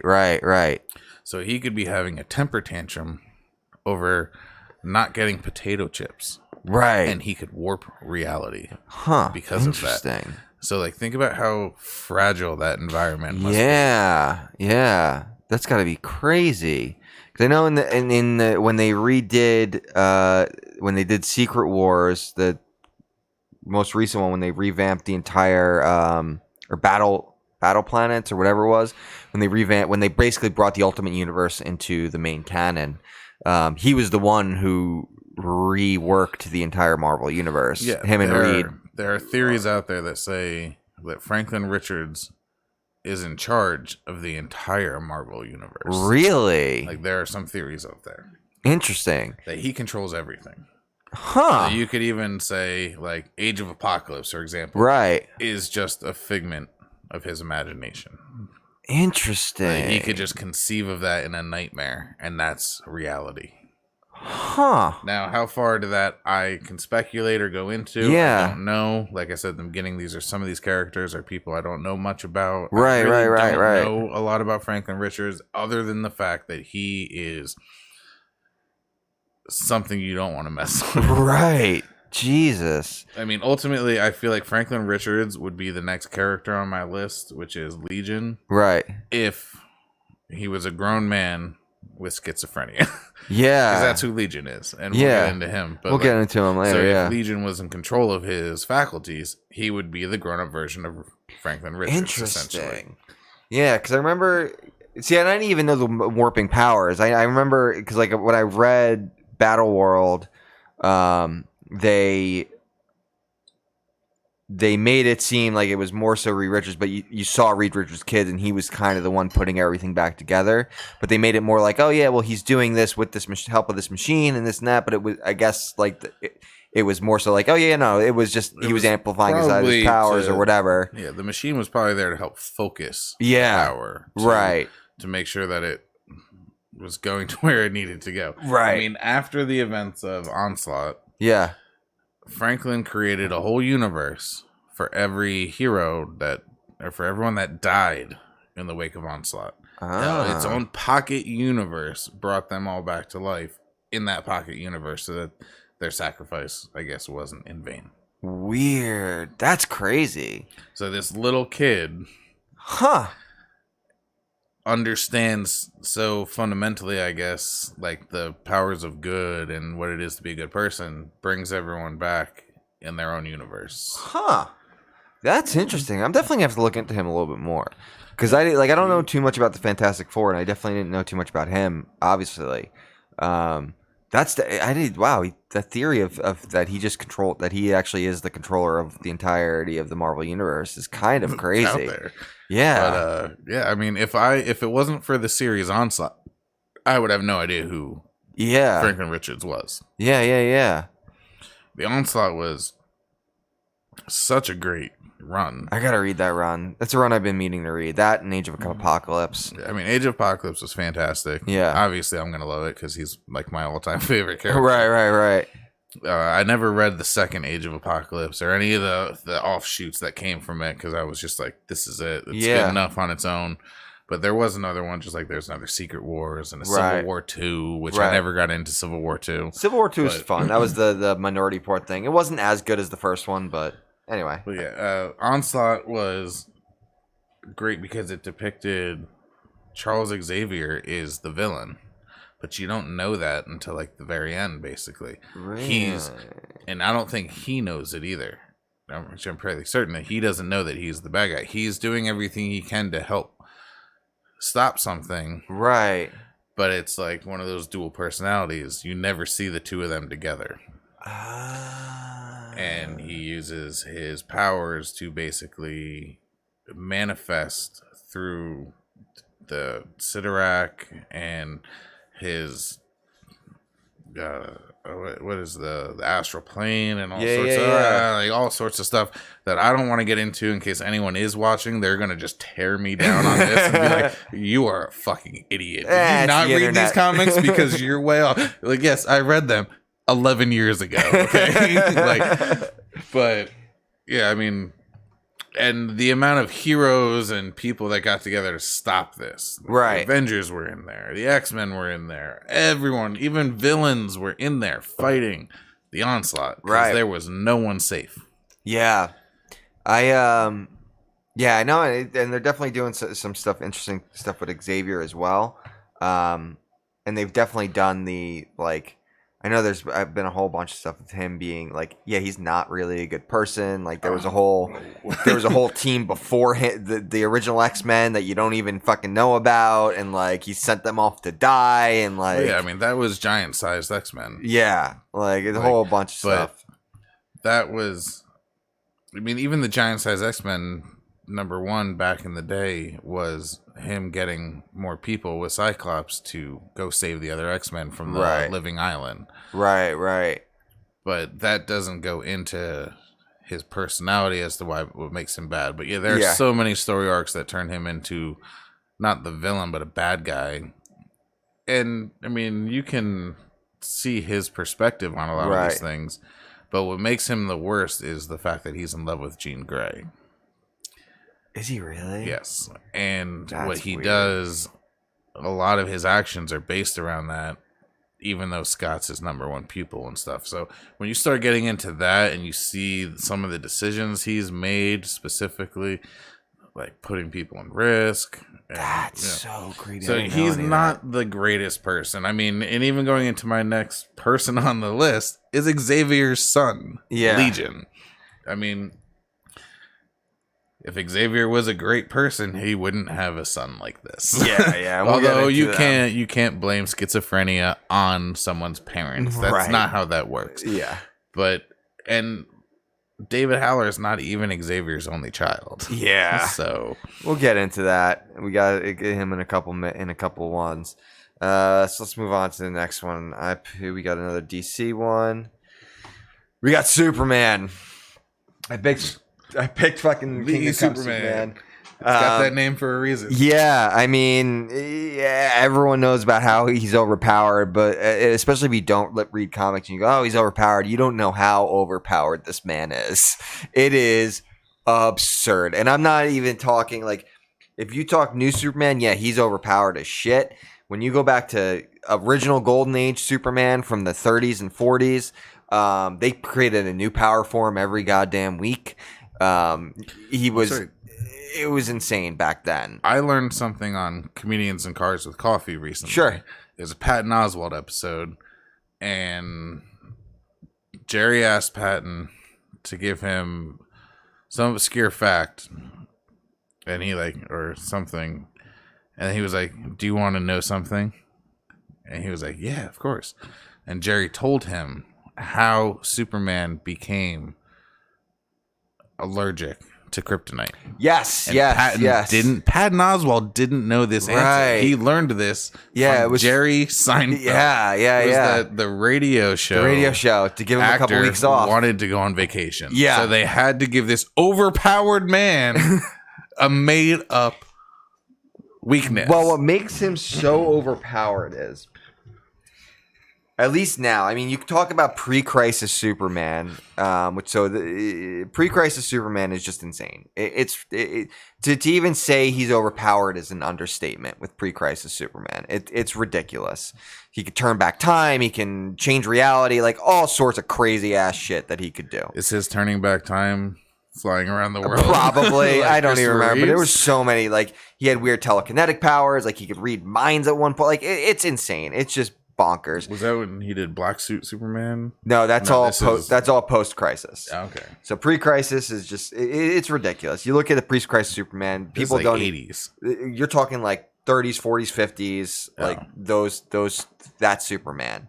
Even like the 60s, 70s Silver Age Superman is ridiculously overpowered as well. But the craziest part about Superman is that he is basically a battery. His cells just recharged by the sun. I mean, Grant Morrison did All-Star Superman where he gets radiation poisoning. But in the main continuity, that is not the case. Does not happen. They did a little bit in New 52. Yeah, it was the same thing with Wolverine. Something similar, yeah. The thing that gives him... Yeah. I mean, not that Wolverine's strength was given to him by adamantium, but the thing that makes him so strong is also what's kind of killing him. So that was just Grant Morrison's take, and that was out of continuity Superman. Like, that's why he dies at the end of All-Star Superman. Or he goes in to reignite the sun or whatever. And the reality, though, is in the main continuity, that motherfucker just he's a solar power battery that does not have a cap or a limit. He goes into the sun at one point in one of the comics for a second, and he is able to move the Earth out of orbit. Literally just go, boop, we're going to move the Earth. So he did it out of orbit? Yeah, like how did he do that? He moves it out of orbit. But did he do it from space, or did he just go to the ground and push on it? Just went to the ground and pushed on it. I mean, if he didn't do that, then I would have been upset, though. Yeah, I would have been like, how'd you go to space and move the Earth if you didn't touch it? He just came back down and whatever. Did he fly into it, or he just stood there and was like... Shh. Don't talk. I don't remember. And then push. Because if he came down from space, it would have been a Hulk situation. But split the Earth in half. See, and it's funny because like, even though Grant Morrison gave him this crazy, like he did this one story of where he dies from the super radiation, but then he does in Final Crisis where he has to lift a book, and I forget specifically which the name is. Someone will correct me in the fucking comments eventually when we get viewers. But he like this unliftable book that nobody can lift. He winds up lifting, like turns the page. It's like the Book of Time. That's yep, no problem. Excaliburs. Yeah, like why can't I say that word? Excalibur. And they even like in the Kingdom Come version of Superman, they like it's supposed to be he's older. He hasn't been Superman for a while because basically in Kingdom Come, if you haven't read it, it's this awesome book of the older superheroes, all for the most part retired, or they're all just going crazy. They're all just doing like the Flash is just literally. He's like, you know what? I'm just gonna run around my city forever and just fight crime nonstop and stuff like that. And Batman's doing his thing, and Superman's just like, I'm done. I'm retired. I'm gonna go live on this farm after this big event happened, because basically all of this, like the grandchildren of these main superheroes, so like the sons of and daughters of like Dick Grayson and like the sidekicks, they're all they're crazy. Like they've taken superhero to a weird extreme, and none of the OG superheroes or even like the sidekicks from those times want anything to do with them. They're kind of running amok, and Superman just like this guy Mesogog came and like blew up whatever, but all the people were like okay with it because they were bad guys. He's like, listen, I'm out. Like, you guys want this kind of superhero? I'm never going to be that. I am completely out. And even Lex Luthor says, because he's been out of the game for like 50 years at this point, 40 years, whatever. He's supposed to be in his like 80s, 90s. He still looks like that, but he's just been soaking up radiation for the past 50 years. And Lex Luthor goes, yeah, we have kryptonite. It's not going to do shit. He's soaked up so much sun radiation that it doesn't matter what we throw at him. We can't stop him at this point. It takes Shazam to fuck him up a little bit. But aside from that, because he's still vulnerable to magic, that doesn't go away. But I mean, that is his only vulnerability. And even some writers of Superman have like written out that vulnerability to the point where like, yeah, the magic stings a little bit, but like it's not good. Like, it's ridiculous. Like, just pop into the sun and I'm a god now. Limitless power. If he sits in the sun for more than 10 minutes, like, sorry guys, you guys are done. Like, we're not, there's nothing that can destroy me at all. There's nothing that can do any damage to me. All my weaknesses are gone. Like, I will overpower everything. And it's not like Starfire's power, where if she exhausts them at night, doesn't get them back. Nope. He just has them because he's a solar power plant. Like, they even say, like, he doesn't need to breathe. Doesn't need to breathe oxygen. That's why he can fly in space. He doesn't really need to eat. I do find it interesting that he can fly in space, though, without gravity. I understand the holding his breath for hours and days on end because he doesn't need to breathe.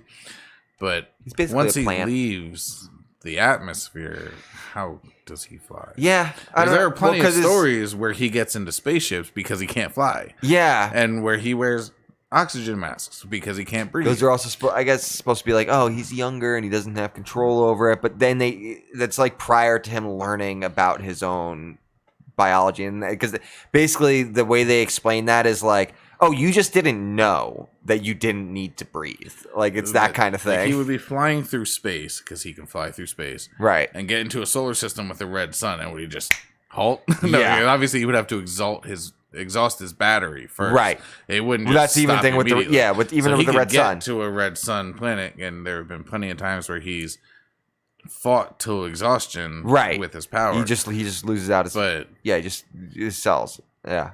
Like, how do you fly in space without anything? Like the only thing I could think of is, since he's not breathing, he's using his nostrils as rockets. He's just going. Yeah, I don't know how. I mean, then again, how does he fly to begin with? We don't know, because it's his flight. His flight is not based off gravity, so you know.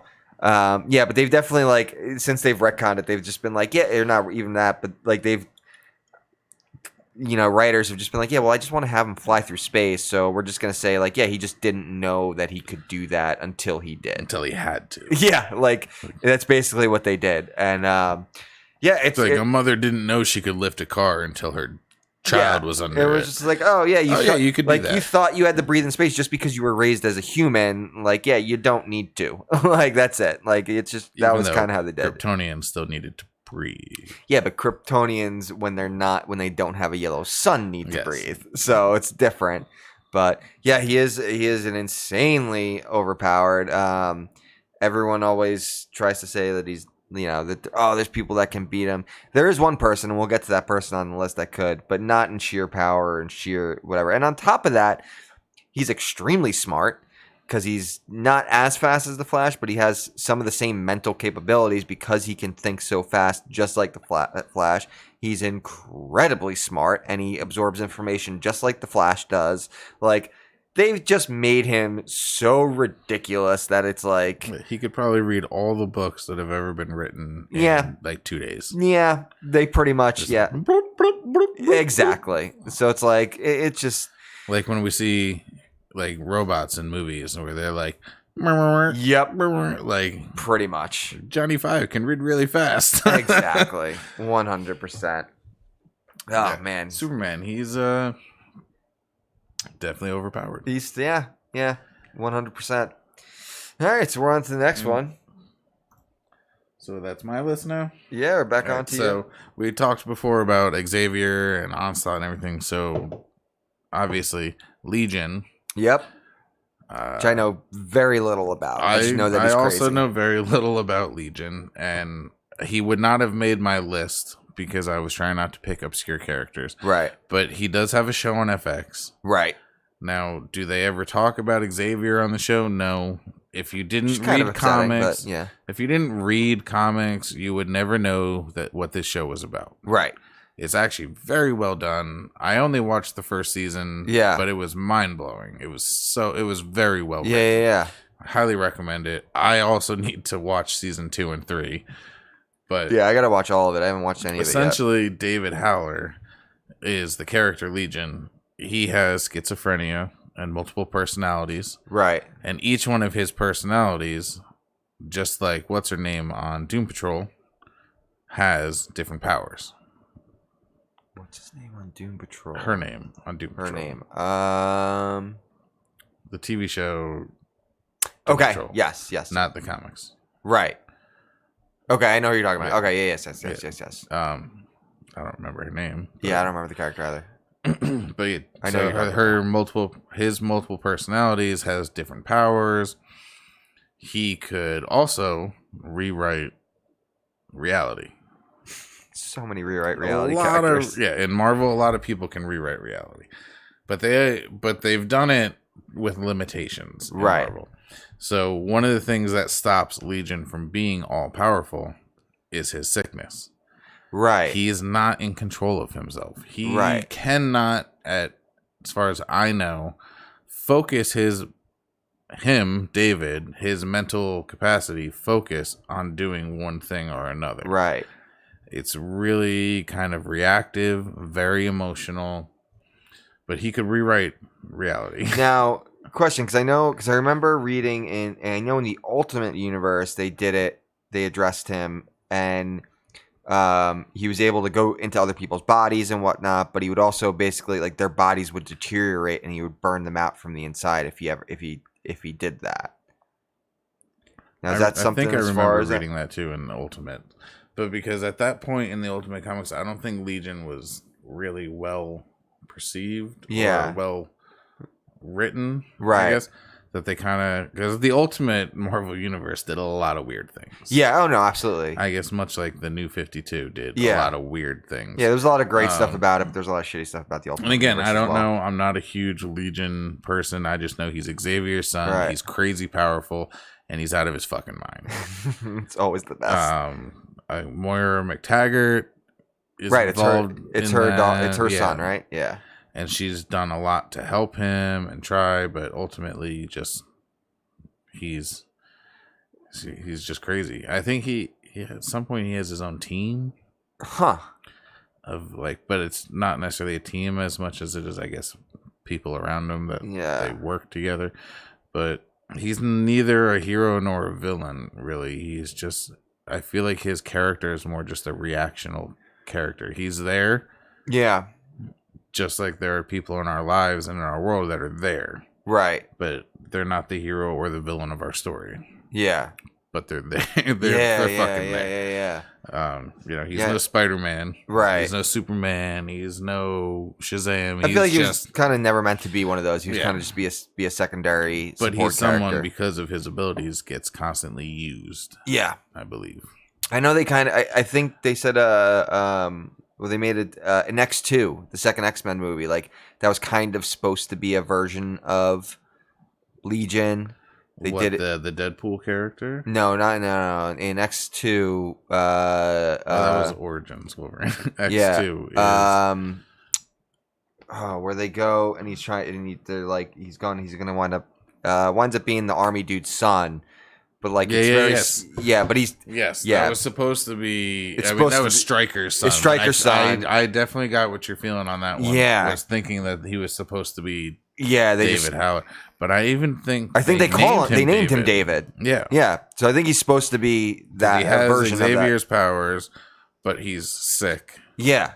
And then Stryker. And you can tell he's schizophrenic because, like, when they go in, it's like, oh, it's a little girl, and it's like this and that. Like, so it's definitely like he was even like he was important enough to, even though they rewrote the character that they like bastardized the character. Yeah, but well, I mean, they did fine with it. Like, I mean, for anyone who didn't just taking him to another family. Yeah, that's all that's all it was. They just changed it to Stryker, which I was fine. I mean, whatever, because they hadn't really introduced Moira at that point, or maybe they did.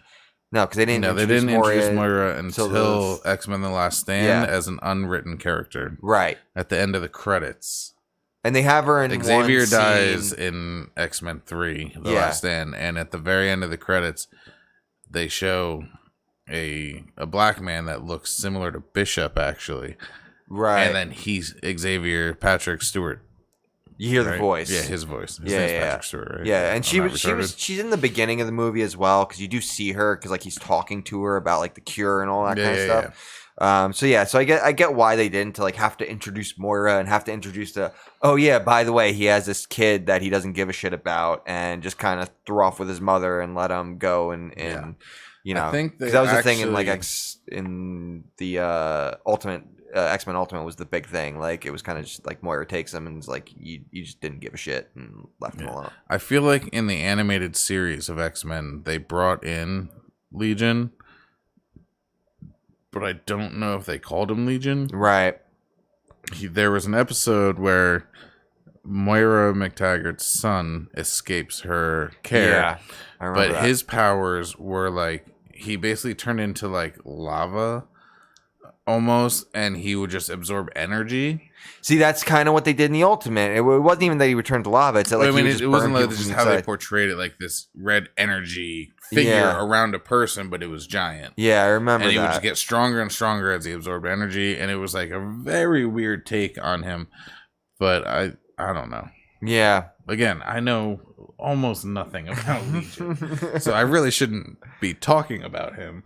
But whatever, fuck it. Yeah, why the fuck not? I mean, you guys can talk about whatever you want. Why can't I? You could also comment below whatever you want, and I can't stop you. So I can talk about Legion. So next up, we have the Batman. And to me, whoa, the Batman. The most But he doesn't have any powers. Oh, but he does. He is, as people have been dubbing him for the past like 5-10 years, the Bat God. You know, I've never heard that until today. To the point where they actually made him the Bat God when they were redoing the New 52 again, or when they revamped it. They put him in the Mobius chair, and they had him actually be the Bat. He called himself Bat God.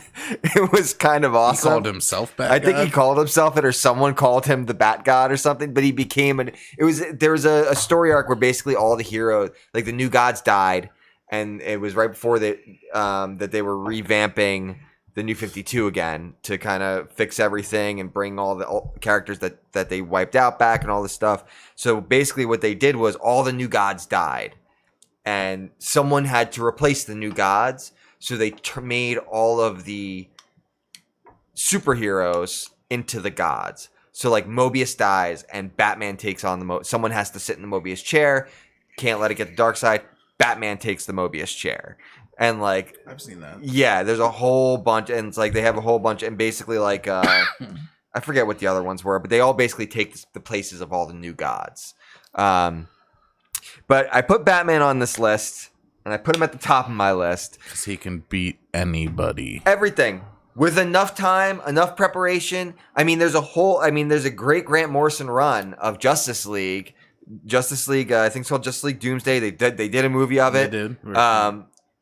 He takes down the entire Justice League without even taking them down.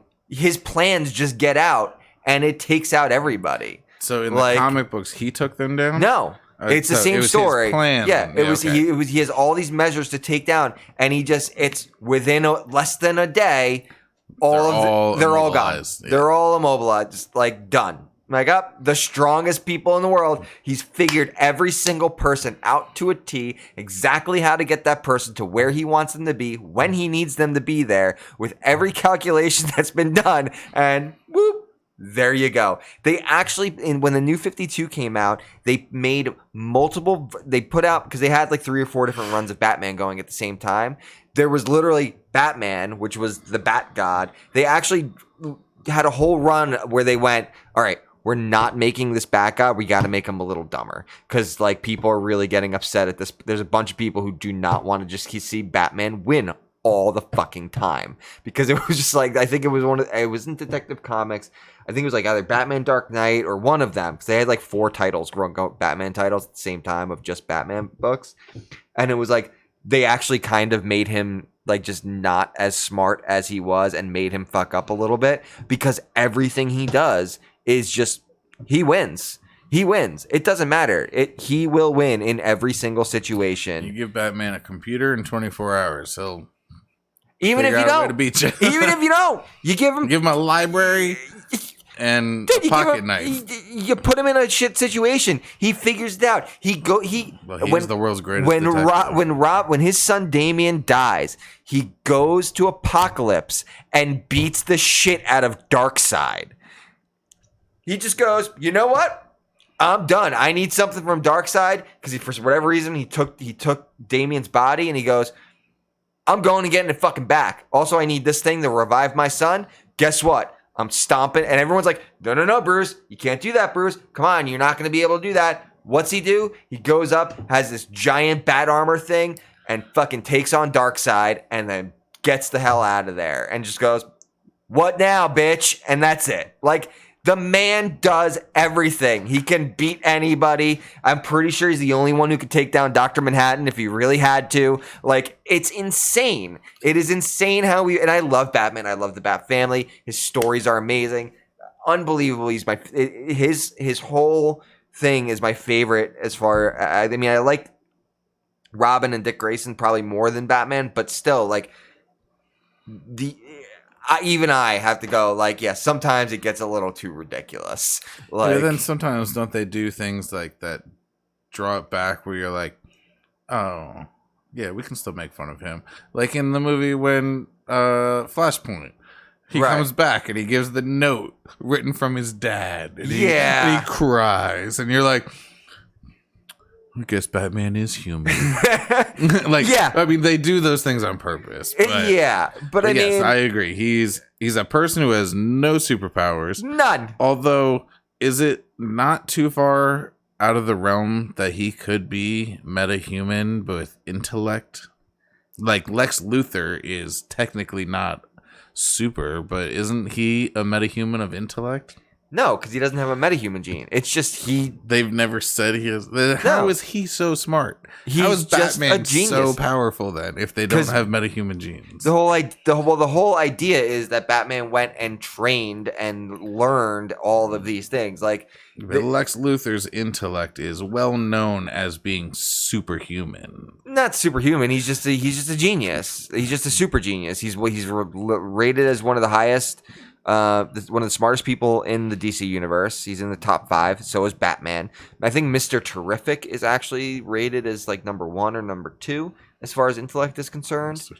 Okay. Yeah, I think he's at I forget exactly Weird who portrayal of him in Arrowverse. Yeah, he's not as smart as as he is in the comics in Arrowverse. Badass, if I remember. Because Mr. Terrific's one of those ones where not only is he he is the smartest person in the universe, he is also like an obnoxiously well-trained person. He's like an Olympian, like he's all these things on top of it. They made him an Olympian in Arrow, though. Yeah, but like swimmer, I think. Like decathlon, which is one of the things in it, but it's like whatever. But they have hyper intellect, which they don't classify as a meta. It's not a metahuman gene. It's just you have a ridiculous IQ kind of thing. Yeah, but it's out of this world IQ. Though, yeah, so at some point you gotta say something happened there, right? But I mean, not only that, Batman is. I would even go as far as to say Tony Stark should be classified as something else with his intellect. And stuff. So they actually did give him a They gave him a mutant power at one point. Or some sort. I think they made him some sort of. He had some sort of. I mean, technically, meta. They don't call him metas in Marvel. Meta is a DC thing, but they did. He's his intellect was actually. I think they came out like his intellect is actually an enhanced thing, or he did it to himself. He's just so smart to a point where he goes beyond normal scales, and we have to classify him as something else. Yeah, and even that's my point about Lex Luthor and Batman. It's like classify them as something else. These two people are so extreme. Yeah, like what is Mr. Terrific? Is he a metahuman? I think he is, or is he just another? I don't know. Another Lex Luthor. I don't know if he's necessarily a metahuman or if he just has hyper. He's just a hyper intellect. I want to say he might be. All right, for like the 15th time, someone please comment below. Is Mr. Terrific a metahuman or a hyper intellect? And also, do I need a haircut? Jesus Christ! Maybe. Look at that picture. Maybe. But I think, but the whole point is, I think if you were to say like, oh yeah, he has he's this, some sort of metahuman with Batman, it degrades from it. That's why they haven't said anything like that. He's just like untouchable. He is. They've made him completely untouchable. So I still love him, but he's definitely, and I'll read him till the day I die, but he's still, I like Batman like I like Wolverine though. Like, and that's why I always compare the two. They are the two most beloved characters of both universes. Right. Like, of course, I'm sure now we're going to get people that love Iron Man and Captain America, or they'll say they've been diehard fans from the beginning. But even Iron Man, as big as he was in the comics, was never as big as he was a B-rate superhero.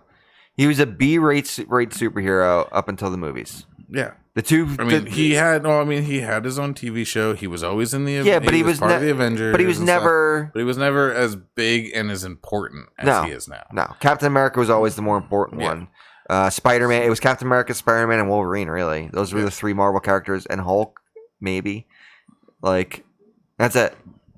So, like, I think of Wolverine like Batman. Yeah. And I said it earlier.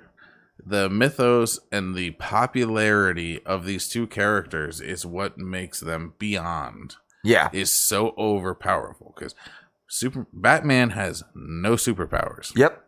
He's just smart and has a lot of fucking money. That's exactly all it is. Wolverine is not that smart. Nope. But he has superpowers. Yep. But he's so just powerful. An overpowered superpower. Yeah. The two of them are the two icons of each industry, I feel like. Or not industry, but the two icons. DC, Marvel. Who do you think of? DC Comics. You think of Batman. Who do you think of? Marvel Comics. I feel like I can't say that everyone goes, oh, Wolverine like they do for Batman, but I feel like he's getting up there. Now, of course, is a different time. A lot of people would say Iron Man just because of the movies, but Wolverine would be that person. I think it always had been a neck and neck between Spider-Man and Wolverine. Let's be honest, Spider-Man is their flagship character. it's why they're trying it's why they're trying to fight so hard to get him back. Like, well, they got him back, kind of. But well, I mean, I should say back in the Marvel movies. Back in the Marvel movies, but like that's. But yeah, Wolverine is definitely a close second, 100%. Speaking of gods among men, Kevin Feige, yes, Feige is now was just promoted again. Yeah, which I think he's in charge of everything Marvel, which is kind of weird. Which I don't hate because he's done a good job with a lot of things. But I mean, it's funny. You got a lot on your plate. I used to work with a guy who went to high school with Feige. Like his friend, he's like friends with Feige on his personal Facebook. Like grew up with him and stuff like that. And like the dude's a legit comic book. He's like, yeah, no, the guy has always been into comic books. He's like, even as like through teen, like he was at the comic book store buying stuff. Like that was just his thing. Like he loved this stuff. Yeah. He's like, I don't hate on him, but it's a lot of I don't know. We'll see. We'll see. For another time. Definitely a topic for another time because there's definitely some things to be said about what he'll do with the comic side of it and what he's some of my predictions might be for what he's going to be doing with that, and some things I hope he doesn't do on the comic book side of it because he's in charge of all of it now. Yeah. So I need, and I know it's selfish and also an argument that a lot of people could have against it, but I need more R-rated comics. Yeah. Not in comic form, but in entertainment form. Yeah. I agree. I mean, the fact, like, things like Spawn took comics to a level of putting curse words in them. Yep. And being very gory. Yeah. And that was against the comic book code. Yep. And they broke boundaries. Yes.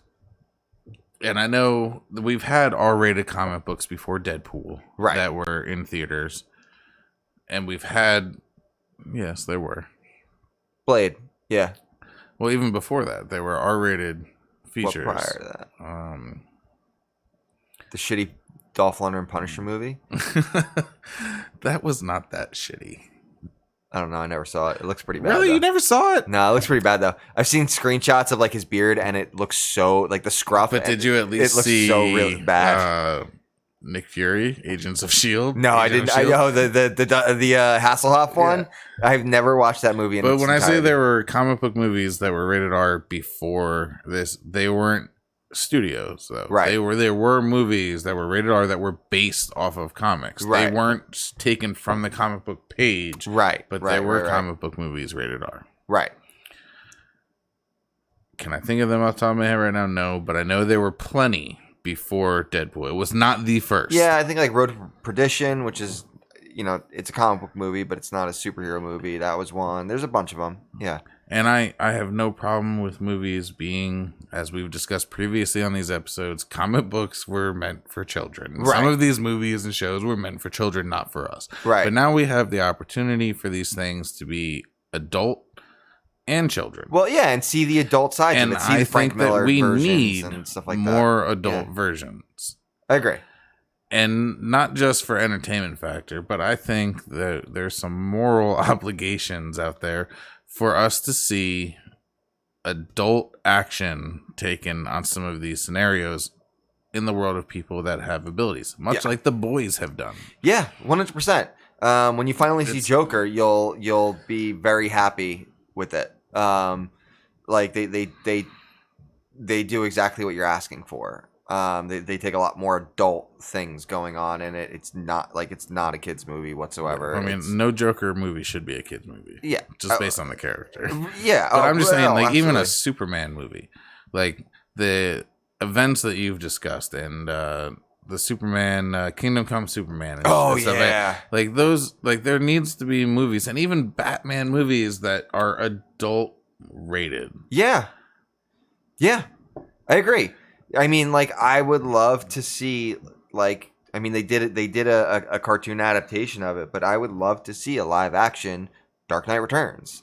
Like seeing Old Man Batman come back and just beat the shit out of those mutants. Yeah, and just be a badass, which I love because that was Frank Miller's like "fuck you" to Marvel, the whole mutants thing. That's why they had the Cyclops glasses. It was just like "fuck you," because they did something to him. It was about his Daredevil run or something like that, and it was just a big. You know what? I'm gonna create these. I'm gonna specifically call them mutants. I'm gonna put these glasses on, and I'm gonna say "fuck you." Like that's why I love old school Frank Miller. But we were getting some of that. We're more likely going to get that with DC than we are with Marvel because Marvel's owned by Disney. As long as DC doesn't continue to make mistakes, I think that I at least hope that they're starting to learn their lesson. I feel like a lot of the mistakes that DC made are not DC's mistakes. It's Warner Brothers. No, not even that. But there are mistakes. What do you mean? As the viewer, yes, all the reshoots, all the redos and stuff like that. Let's take Zack Snyder's vision and throw it out the window and do something else with Josh Whedon. Yeah, and recut the whole movie. Yeah, those are bad. But also as the viewer, there are so many people going into it, at least especially when it first started. Yeah. With Marvel in mind. True. And that set the tone for failure. And by failure, I just mean in the people's eyes. Like they went out. When did Superman come out? 2012, Henry Cavill, I think. Superman. Yeah, 12, 13, something like that. And when did the first Marvel movies come out? 2008. So Marvel has been putting in our minds certain type of movie about superheroes, and then here comes this dark version of Superman, which was a great movie. Well, but it was perceived differently, and it's not necessarily because I'm a Marvel fan or a DC fan, because DC fans didn't like it as much as Marvel fans didn't like it, but DC fans also loved it as much as Marvel fans loved it. It was very evenly split, in my opinion, from an outside view. And these movies were good. Like, I Batman vs Superman. I still like that movie. I love the movie. I love it. I watch it all the time. I mean, it has problems, but I think for the most part, with the exception of a few scenes, the Martha scene being one of them, which they make fun of in fucking Jay and Silent Bob Strike Back, because they have Ben Affleck there, and why wouldn't you make fun of that scene? They do, whatever. But anyway, I mean, actually, I don't want to ruin it, but they changed the I don't care. Just I don't care. So you know how they do the Affleck was the bomb in Phantoms? So they did it again, but they have Jay go, Affleck was the bomb as Batman, yo. And he's like, yeah, he was. I was like, yes. Awesome. But they, I think we've expected DC to put out darker movies, especially because at the same time that Marvel was putting out these lighter movies, DC was putting out The Dark Knight Rises but that's Dark not Knight. What the people wanted. No, I think it is. The Dark Knight Rises and everything. Are you talking about the Nolanverse? Yeah. Was that DC sanctioned though? Yeah, it was. That was. It was before Warner the Brothers. DCEU. Right, but it just wasn't DCEU. Yeah. But yeah, that was all Warner Brothers. It was all That's so it. They were darker tone movies, but were they great movies? No. But did people love them? Yes. Yes. I think they're a bit overrated, but yeah. Yeah, they're way overrated. But then they went into the Superman movie, and people... I think... right off the bat, the first movie they make for the new DCEU did not do well. I think the problem is that they didn't like the way Zack Snyder handled the character. And I don't even think... I know that's the issue. They did not think of it, and to put him in charge of everything... He really, like, I love Zack Snyder. I think he makes very good, like, I think Watchmen was a fantastic movie, especially his director's cut. Like, it's a good movie. Like, there's problems with it. Like, it is a good movie, and it's so close of an adaptation. Watchmen it's is a great movie, but it's also a boring movie. Yeah. But Snyder didn't, it's not bad because of Zack Snyder. It's just. Yeah, the comic, it's a slow comic, and trying to condense everything into that. It's tough because it's a long comic, whatever. Anyway, I think that the big problem was having Superman kill Zod. That was a huge thing, and there were some there were some story elements. The problem with doing a Superman story like that is you're expecting a certain type of Superman story. You're expecting someone who is upbeat, uplifting. You're expecting Christopher Reeves. And that's not what they wanted. And the problem I have with that argument, that's what I wanted though. Like, I was fine without a Christopher Reeves, without a Christopher Reeves type story, even a Brandon Routh story. Like, well, that's the thing. It's like, all right, you guys are wanting a redo of the Christopher Reeves movies, and we did it, and you guys fucking hated it. Like, you hated Superman Returns. Yeah, there were a lot of things wrong with that movie. A lot of things. But it's not a terrible movie, but, like, everybody shit on that movie because, like, everyone shit on it. Like, and I get it. It's so hard to redo. But that's why we don't redo those types of movies, and we're not trying to just rehash that kind of movie. Like, that's why something like The Joker is good because, there's issues where it's like, oh, it's like this, it's like that, it's like Taxi Driver, it's like King of Comedy. Like, yeah, but it's not. Like, yeah, the story's similar and this and that, but it's just taking elements of those stories and kind of turning it and twisting its own way. Like, and you guys want things to be you guys want it to be a carbon copy. We did it with Superman Returns, and you fucking hated it. Like, that's the argument that I have with a lot of comic book movies that flopped, like Fantastic Four's reboot, and other movies that people just fucking hate on. Yeah. And it's obviously not the same argument because it's completely different what you just said. But I always say to them, I'm like, would you rather have been no movie? Yeah. Or would you rather have had your favorite characters in your childhood brought to the screen? Yep. Just because it wasn't as good as what you thought it could have been doesn't mean that it's trash, garbage, or didn't deserve to be there. Yep. I will never, even the 2 Fantastic Four movies in the beginning. Yeah. Which weren't very good. Right. And they were so campy and so light and not at all like what I was expecting. Right. Am I happy that they made them? Absolutely. Because 100%. what would it be if they weren't there?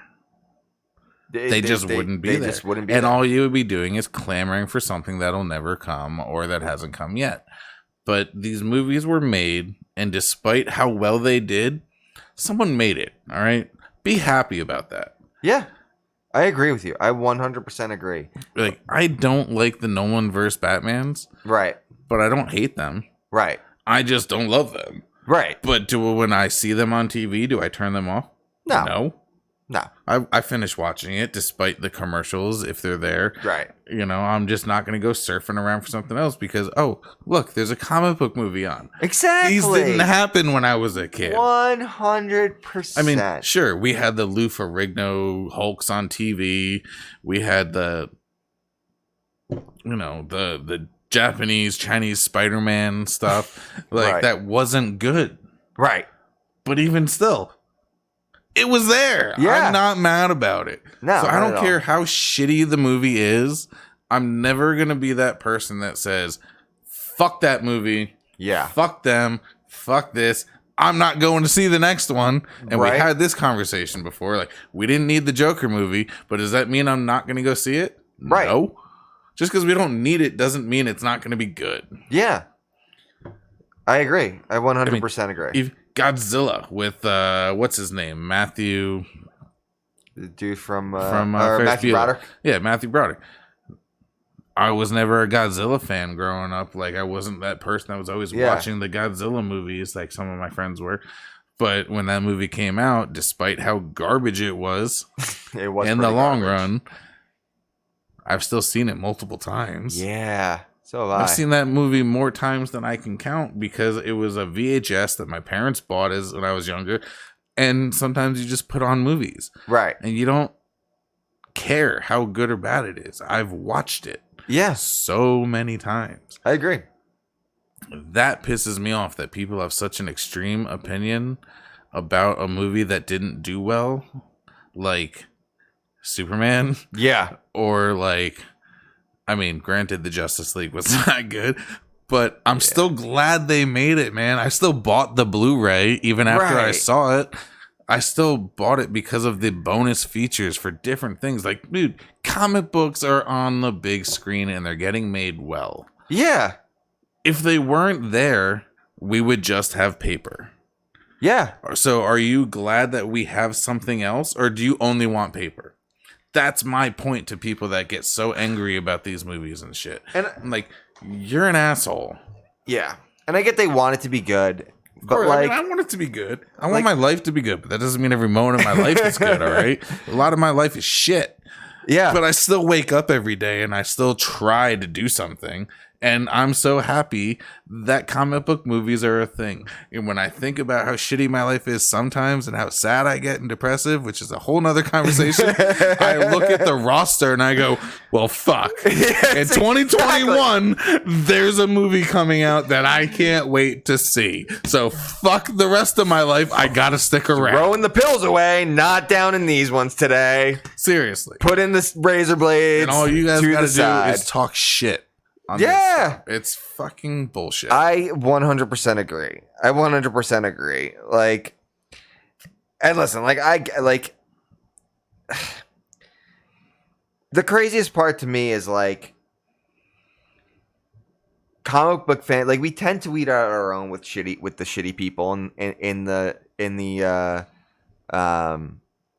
like in the scene of comic books. Like, we tend to, like, if you're a shitty person, like in general, if you're saying shitty, like anytime like they have all these like I don't know, George Takei fucking posted something, because I still follow him on Facebook for some reason, just because I want to be mad every once in a while when I go through my feed, because he decided to create his own news. I'm gonna put news in quotes because it's a bunch of bullshit. Sorry, George Takei. Your news website is a load of garbage. I still think you're funny. Yeah. His news website is fucking. I can't even call it journalism. It's actually weird because he's still outside waiting to come in for this podcast. Yeah, well, he can go fuck himself. Okay. No, I'm sure he's a perfectly nice human being. You see, I like him. I just his politics are a little ridiculous, and the fact that he literally had to create his own journalism just to substantiate whatever he wants to say I have a whole moral argument against that, because then he reposts his own article. It's whatever. Anyway, so they did this thing of like this clickbaity article of some woman said, oh, the Joker movie the Joker should have been a woman, and she goes crazy from guys asking her to smile, why she won't smile. And it was like supposed to, I didn't read the initial tweet. My guess is it was supposed to be a joke of the whole like, don't take that look I just made as me thinking that women aren't important. Right. But that was just a dumb thing that I just heard. Like, so that was the joke this person was saying. Like, oh yeah, like we did this whole white man thing. Like, no, this should have been a woman, and she goes batshit crazy because guys keep telling her that she needs to smile. And he's like, and the headline of it was like, comic book bros go insane. And I didn't even read it. I didn't even want to look at it because I know it's just going to be one of these articles that just shows like people reacting on Twitter. And I'm like, you know something, George and all you other fucking people, like, we're really good about kicking those fuckers out. Like, those people don't speak for the comic book community. Like, those aren't comic book people. Those are fucking asshole trolls on the internet. Like, because when people who fucking read comic books don't do that. Like I'm not saying we all don't do that. It's a very grand big statement to say. I'm sure there's assholes out there and there's trolls out there, but like, for the most part, the comic book community is we regulate very open, and we regulate our own very well when it comes to those kinds of assholes, with the exception of what you're talking about. That is the one aspect that like we let people be as shitty as they want about these movies. When it comes to criticism about a movie. Yeah. And you, and me, and us, and all of you, we're all assholes for it. Yeah. I mean, I've done it too. I've criticized talked shit movies. about something. I've talked shit about certain movies. Of course, criticize. But at the end of the day, man, they take it still happy it's there. Yeah. And they would rather it not be. Like, those assholes would be like, no, I don't even want it. I'd rather it not be there. They should never have made it. But, like, and I'm about to say something that if people do watch this, you can be the one that fights back on the trollism because that's what you do is you like to internet fight. But the people that criticize movies to the point where they're like, this should never have been made, this is bullshit, are the same people that say you're walking in New York City one night and you get mugged by a black guy. And at that point, you're like, fuck black people. They're all the worst. Yeah. And it's like, that's what I equate you people. And I say 100%. You people, I mean you people of he means black people. No, I'm talking about the comic book assholes that feel, and the people that anonymously online consistently and constantly berate and yell bullshit at everything and are never happy. Yes. Those are the same people that are just everyday racist about everything. Yes, it's the same mindset. So if anyone is watching and wants to fight me about this on the internet, he'll be the one fighting you back because he likes to post and I don't do the internet thing very much. And you're going to love it too. God, you're going to love it. You're going to love every minute of it. I am. It's why I'm in therapy. And I also I'm not sorry about that. Human beings are assholes. Yeah. And we have so many opinions that don't need to be said all the time. And I'm sorry, not sorry, but your opinions, my opinion, they don't matter. My opinion means nothing, okay? Except for the people that are watching this because somehow you think my opinion matters. But I mean, I agree. I 100% agree. Like I said, I mean, for the most part, the comic book community is very good at being positive, and all that kind of stuff. I agree. It's just sometimes they just. It's why it's actually why those ones. It's why it makes me really mad when people like George Takei and all those people take Twitter comments and go oh, look at the comic bros and look at the comic book community and how shitty they are to people. The whole thing about how shitty comic book people are to women, comic book men don't want women in this. I'm like, no, those are trolls who are on the internet who are fucking assholes. They're trying to get a reaction and to do what you just did. Exactly. That's why they're called trolls. We are a bunch of nerds who don't have women around us and want women around us.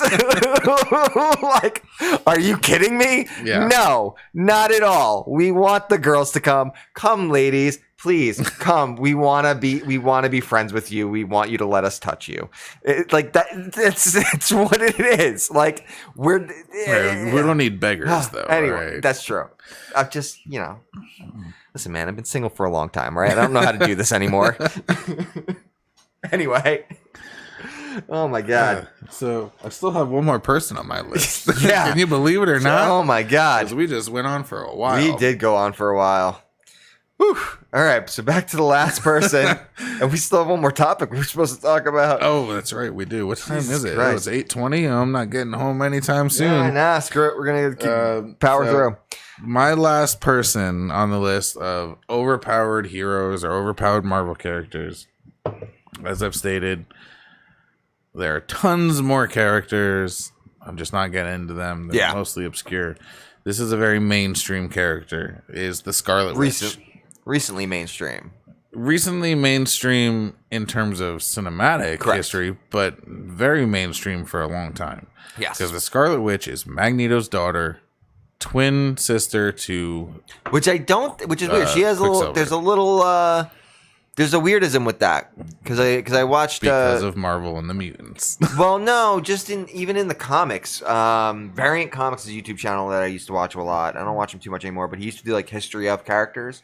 And when they appeared in Age of Ultron, he did a history of Scarlet Witch and he did a history of Quicksilver. I think he did both of them at the same time. And I think there was another thing I watched, the whole stuff about him. They're it's been back and forth on whether or not her and Quicksilver are actually Magneto's children. They've kind of flipped. They've done a whole bunch of well, they are. And then it's oh, no, they weren't. Magneto was lying about it. But then it's oh, no, maybe they are. So it's... Well, if we go to the Marvel as far as Encyclopedia, we know, the big fucking books they have where they show the pictures of everyone and they show the history. Wanda Maximoff is Magneto's daughter. So I'm going to stick with it. So as far as we know, and in every iteration of the comics that I've ever seen, read, or watched in cartoon history, she's always been his daughter. So I'm going to stick with it. I think currently she is considered they are going with that. So is daughter. That iteration after the MCU started using her because they can't use mutants? This is like actually if you go back, it's like the older stuff, like when they were first introduced, and then like throughout they've done it throughout the years of switching them back and forth whether or not they are or not. Regardless, her powers were originally the power to. It was power of chaos. Luck. She had she could alter, not necessarily luck, because that was Domino. She was a power of chaos, magic. It was luck involved and stuff. Probability. Yeah. And it was very undefined, if you will, in the beginning. Yeah, like it was kind of like what? Yeah. But ultimately, a lot of her powers were just not discovered yet. Right. But she became so powerful enough that she could rewrote reality. Yep, the House of M. And not even House of M, but even following House of M. So House of M, she decided that mutants were important. Yeah, she made everybody a mutant, or she made mutants. Mutants were the dominant species. That's right. Yeah, I haven't read House of M in a while, but yeah. So and humans were the minority. Correct. So much so that Spider-Man pretended to be a mutant. Yes. Because he did not want to be ostracized. Yep. And towards the end of the run, I guess, her children die. And she says 3 words. No more mutants. And about 90% of the population with the X gene lost the X gene. Yeah, I think they dropped it down to like, there were only like 170. It was only 70? Something around there. I think it was under 100 mutants in the entire population. Of the whole world, which means millions of people with the X gene lost it. Yeah. Which also means hundreds of thousands died. Yeah. So like people like with flight. Yep. The ability to breathe underwater. Yep. Phasing through walls. If they were doing anything they were doing, they died. People that were in flight dropped out of the sky. Did they actually say that? Yeah. Oh, okay. What's his name? Not the Human Torch, not Firestar, but the other one, the Japanese guy. Sunfire. Sunfire died, I believe. They were mid-flight. They lost their powers when this happened. Interesting. Or if they were underwater breathing, they couldn't breathe underwater. Huh. They lost. It wasn't that they didn't exist anymore. It's that they lost the X gene. What made them special. Right. Because she said, no more mutants. Thus creating a whole nother run of comics and that led to the X-Men and every other mutant that was still alive living on the X-Men mansion in Westchester, New York, and they put sentinels around the mansion to protect mutants. Not to hunt them. Yes. Which led to a whole nother run of even Deadpool and Cable saving the first mutant to be born. Yes, that was a big deal. Yeah. To the point where Bishop was hunting the mutant. Yeah, I didn't read Bishop that run. Was like, I didn't read all of it. I read most of the Deadpool run, Deadpool and Cable. But and there were a lot of things. It's called Marvel, Messiah, right? Marvel throws so many different comic books into things that you can't keep track of. No, when they do an event, it's fucking insane. It's huge. But the Scarlet Witch is so overpowered. The fact that she can say no more mutants, and in the movies, she's like... Yeah, right? Just throwing weird... And I can throw green smoke out of a building. I can lift you up and throw you. Like, that's the extent of her powers. And she can fuck with people's minds a little bit. Yeah. Like, I'm hoping that we get in... I'm hoping that in the WandaVision show... We get more of it. We get to see her go... Like, especially because with House of M, it wasn't that her kids died at the end. It's that in the beginning... Like, her and Vision's child died, but even though they couldn't have kids, it was this weird thing, and like she went crazy. Yeah, she went crazy. She went batshit crazy, and she was creating realities or versions of it where like, oh, she was having the child, and Xavier's like, listen, like you never had a child. This never happened. Like You could not have. Vision was a robot. You psycho. Like you couldn't have a kid. He's an android. Like, he's an android. Like that's not what happened. Like you never were allowed to have a kid. Wonder Man in him. Yeah. Like this is not. Which isn't that Nathan Fillion? Yeah. Well, they never technically put it in. I know, they never put the scene in. But it's funny that he's Wonder Man. Yeah, he's supposed Wonder to be. Man was an Avenger. But he was also interesting.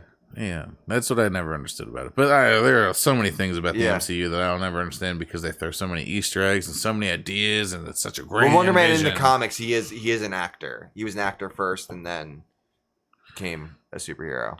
But in Guardians of the Galaxy, weren't they in space? No, they never show him because they were supposed to show. They were going to show like in the front of like a movie a theater poster or something. and posters of him. But I thought it was going to be like on Xandar. No, it was supposed to be like in a. It was supposed to be in a. So Wonder Man, for those who don't know, was an Avenger who was dating Scarlet Witch. Yep. Who died, and Ultron created the Vision. Yeah. Just like he did, I guess, in the movies. But Ultron was created by Ant-Man. Yes. Not Iron Man Yeah. and the Hulk, or Bruce Banner. But yes, by Ant-Man. Mm-hmm. And when the Vision was sent to hurt the Avengers to fight them, Wonder Man got injured. Yep. And the Vision got injured also, I guess damaged. Or no, he went back and they went to go get the Vision and bring him back and put Wonder Man's mind in the Vision because there was no way to save Wonder Man. Right. Thus, Wanda and the Vision dating. Yes. It was not like, oh, I fell in love with a robot, Paul Bettany. Right. Yeah, yeah. I mean, who couldn't fall in love with that voice, though? Paul Bettany. Of course. I mean, he was in a Heath Ledger movie. Oh, my God, the DCU. Joker! Ah! And what movie was that he was in with Heath Ledger? I'm drawing a blank. That's why you have to name it. I don't. Paul Bettany was in the Heath Ledger movie where sword fighting and Knight's Tale. Yeah, that's it. Fucking Knight's Tale. Yeah, she's a crazy one. She is a. I'm actually really upset that they didn't give her this costume. Well, who wouldn't want that costume? That's true. That's very true. There is a picture of her on the internet though with the headband, the head mask. Yeah, that's a fan made. Oh, it's fan made. I wish they would have at least given her the head mask. I mean, yeah, it's fantastic. I mean, it's got the M for Magneto. Yeah, like it's really good. Like I don't know. Or Maximoff. But yeah, she's another one. And the Maximoff twins is a whole crazy thing. Yeah. In terms of the MCU. Right. We had the X-Men Fox franchise using Quicksilver. Yeah. In Days of Future Past introduction and then Apocalypse. And at the same time, they did Age of Ultron with Quicksilver, and they killed Quicksilver off, likely because Fox had more rights to it. But if the Fox Marvel thing with the rights, how did they have them both? I don't know what they're going to do with that. Well, they're going to do with that Quicksilver's dead. That's what they did with that. They killed him in the movie because they needed her. I mean, what is Quicksilver going to do for the Avengers at this point? I think Can you see his character in the movies? I mean, clearly they were written without him. That's all we know. But I don't see him doing well in the movies. Well, I think you're going to see her move over to probably the X-Men franchise. Whatever they're going to do, and they're going to bring him back somehow. Or we just won't ever see them because they've already told us that they weren't mutants. They were created by the Listen, man, the snap happened. They rewrote. It's going to rewrite history. Like they can just go. The snap happened, and why didn't the snap happen? And then Hugh Jackman was just there with a cigar. Like, how'd I get here? They should have done that. They should have just brought them all. They should have just introduced the mutants. Freaking when the snap happens. Like, oh, who are these people? Oh, okay.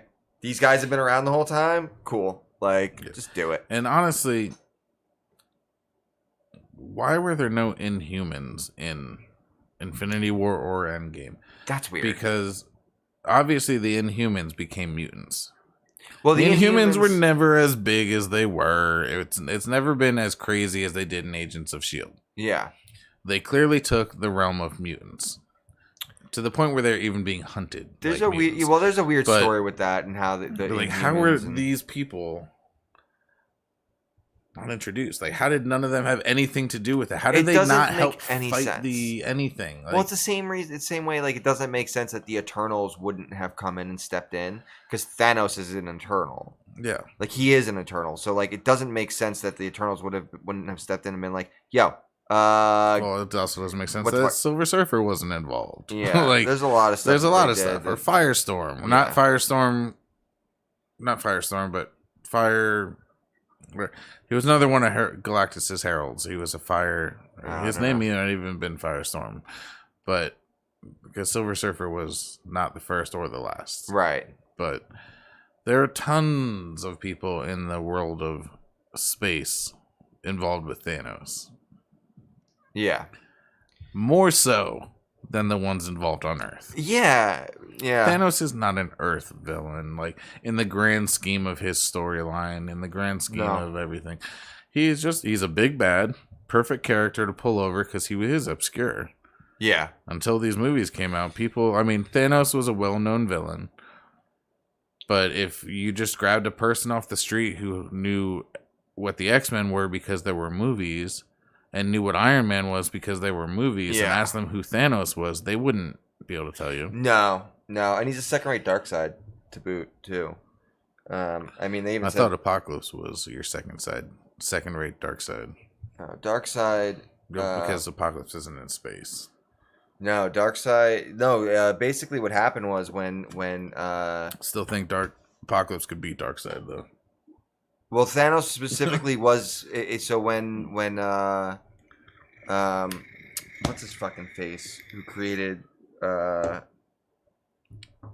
new gods, not Ditko, I can't remember his goddamn name, created Jack Kirby. When Kirby got kicked off of when they basically stopped, when Kirby got pissed off with DC or they fired him or whatever, he basically took the new gods and finished and redid it with Marvel. That's where you got the Eternals, you got Thanos. That's why they're so close. That's why they're almost carbon copies of Darkseid and the new gods, because Jack Kirby created them. Like, they purposely did it that way. Redid it because DC treated him like shit and whatnot. So he's basically just a carbon copy of Darkseid. But still think Apocalypse could beat Darkseid though. Just like I still think Silverchair is better than Nirvana. But that's a whole argument for a whole nother bag of bullshit to be opened. All right, so let's get to our last little bit that we're gonna do here. Oof. New CW show. That's a great picture. That is a great picture. I love the way they did that suit. So Batwoman, brand new this season. Looks like the same suit though, just with red. Might be. We'll Probably see. is. We'll see when we take You know what I'm talking about. Yeah, I know exactly. Actually, because we'll talk about it in like 2 minutes. Yeah, we're going to talk about it in 2 seconds.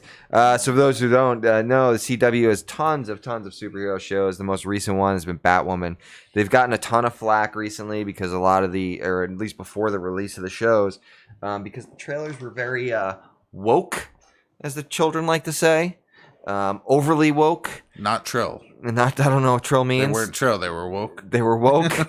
overly woke. Which even I, to an extent, I watched the trailers because I don't like woke nonsense.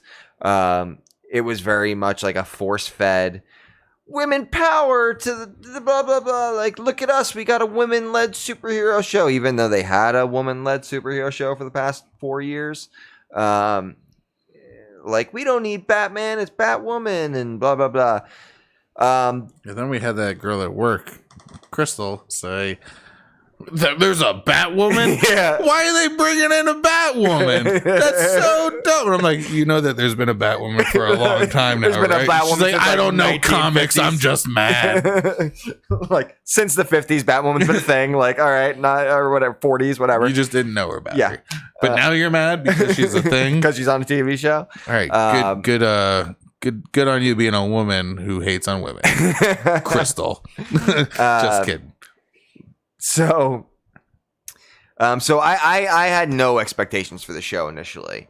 Neither did I. I thought it was going to be garbage just from the marketing. The marketing did a really shit job in my opinion of how they marketed this show. First 2 episodes came out. The first one was it was an episode. Yeah, it was an episode. It was kind of a bust. It wasn't great. I think it falls into the same. A lot of weirdness. Well, it falls into the same problem that I had when Arrow first came out, and taking a story from someone else's. Not even that aspect of it. For me, it was because I remember I read something when I first watched the first episode of Arrow, and I posted about it on Facebook 8 years ago when it first came out, and I just had this savage review of it, like of just this pilot episode is garbage. All it did was give me an hour's worth of exposition with no answers to any questions, no plot development, nothing. It just went, here's your it was just it was not a good pilot. It just wasn't good. See, I had the opposite. I was all the way in. For our Arrow, it wasn't until like episode 2 that I started. It was like, all right, I could see this. Like the flashbacks, the way the whole pilot was set up just was kind of shitty to me. We've talked about it before. Yeah. And this kind of fell into those same traps. Where it was so much exposition. They kind of, and even more so to the point where if you guys haven't seen the first 2 episodes, sorry, spoilers, of them just, the fact that in episode 1, they do the reveal of the main villain of Alice, who presumably is the main villain of the season. Presumably you would think is Alice Tetch. Yeah, that's who you would initially think. They didn't say her is. name yet. Alice Tetch, and they reveal her to be, Kathy's sister, Catherine Kane. Catherine, her sister, head of the. Where Dad's the head of the Crows. No, but she's the head of the Mad Hatter gang, gang, which was really weird to me. We'll get into that.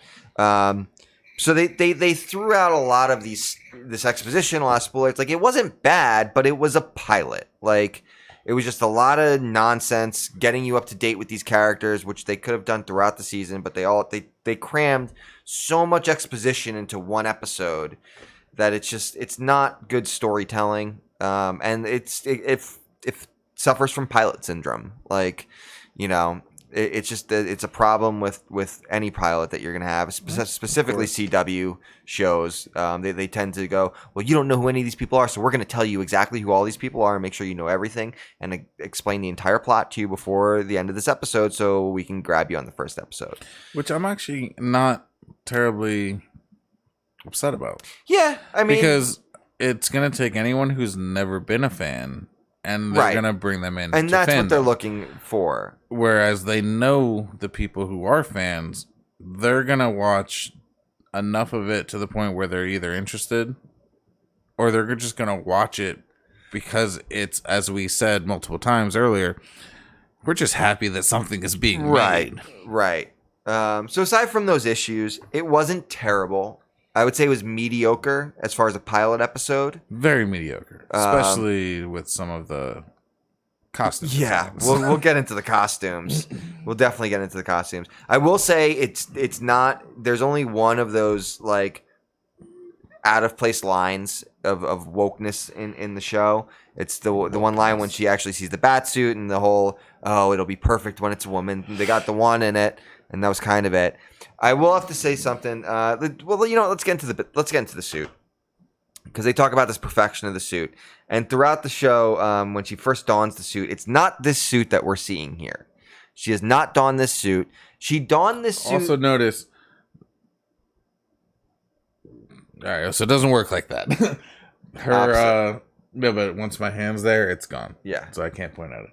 But her ears. Notice how flush her ears are to her head. Yes. Now, in one of these other pictures you're going to show up where she dons the cowl for the first time, it's very Nolan-verse, where Christian Bale looks like a fat-headed fucking idiot. Yes. All right? And that's one of the things I hate the most about the Nolan-verse. Fuck you, and fuck anyone who wants to comment on it. We'll talk Look about at that. Yeah, Look at that fucking shit. But it looks so much better in the other costume. Yeah. Even though it's probably the same cowl, it's You know probably what it just is? shot differently. It's because she's but it looks small. better. It's because her frame is so small. And it's supposed to be Batman's cowl, not hers. Yeah. So I understand it, but I'm still like, ugh. Yeah. If I were her and be like, oh, costume design, let's wear it, let's get our shots, see how it's gonna look on too film. bad. It looks really bad when she's shot from the side. Yes. Because it looks I'd like be the like, head come on, comes, guys, what are you all doing the to ways me? back here. It looks like she has like this elongated Hey, what are you, back alien? Yeah, it's like it Am I part of the Crystal Skull universe? Yeah, it doesn't look great. Like I wasn't too like I know a couple people liked this because it looks more just like the Nolan Batman thing. I don't. I don't. I personally, I was looking at it. It looks weird. I think it looks weird. So did Christopher Nolan's Batman. Yeah, it just looks awkward. We're not trying to do this whole like, oh, it's realistic and this is how it would work in real life. Where's like, Oracle? Yeah, like this. Get it? Because Oracle was Batwoman, Batgirl. Get it? Yeah, okay. Still not the same person. I know, but Oracle was Batgirl before there was a Batwoman. True. So I don't know. I'm not a huge fan of the costume so far. I do like, which also makes me question because they've shown that costume in the crossover for Arrow last year. So my guess is that at least right now is pre crossover, even pre last season. I'm assuming that which is going to be weird, or it could be relevant to this season. It just hasn't happened yet. So, like, we're going to play catch-up in this season of Batwoman to where Barry and Oliver came in. That's what I'm saying. So, like, but it's not, like, pre. It's just very recently pre. Yeah, because she was, like we said, we saw her in the other one, and she had the red costume and all that stuff. So, I'm curious as to the timeline of this as compared to the other shows, of when these events are happening. Because if they just go off and have this start and have her enter the Crisis event, how does that make sense? Because we've already seen her in the other costume, and now she's in Reflecting Back. So I'm assuming that this is supposed to be taking place a little bit earlier.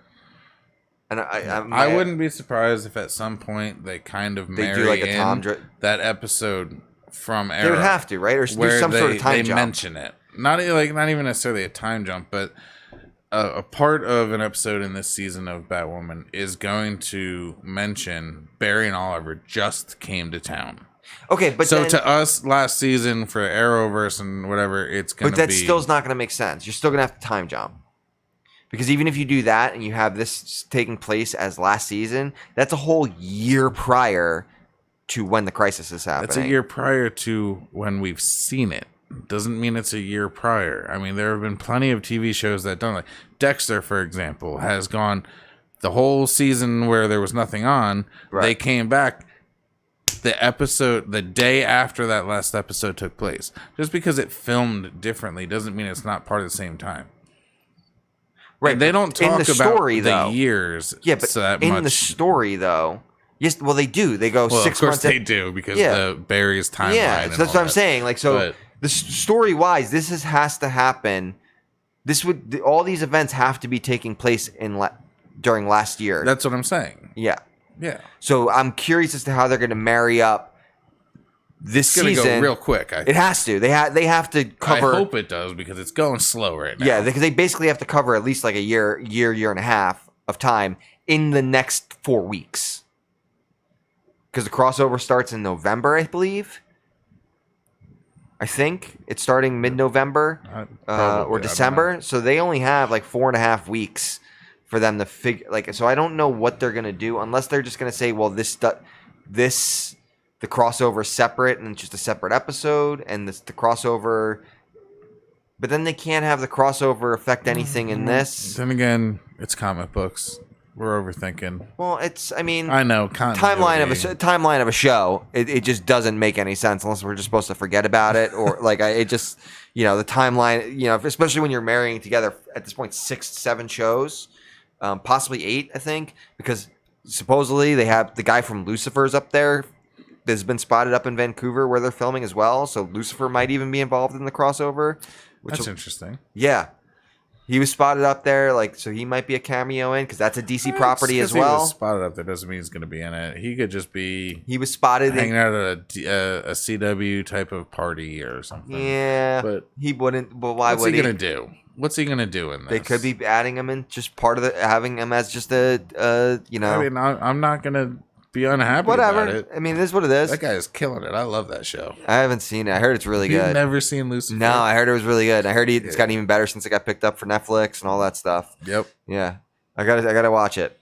But anyway, timeline aside, so it's gonna be a little weird, and I'm gonna be super curious as to what they do with how they figure out what they're gonna do with that timeline. Because I go back to the other picture. I also feel like they don't. Which one? The first one. First one. Yeah, I'm looking at her arms right now. She doesn't have the wings coming out. I think that's just the way. I mean, it could be like this. Yeah.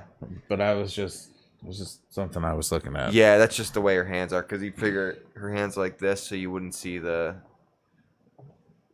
him on that end. But yeah, so it'll be interesting. Just imagine, if you will. You're an actor.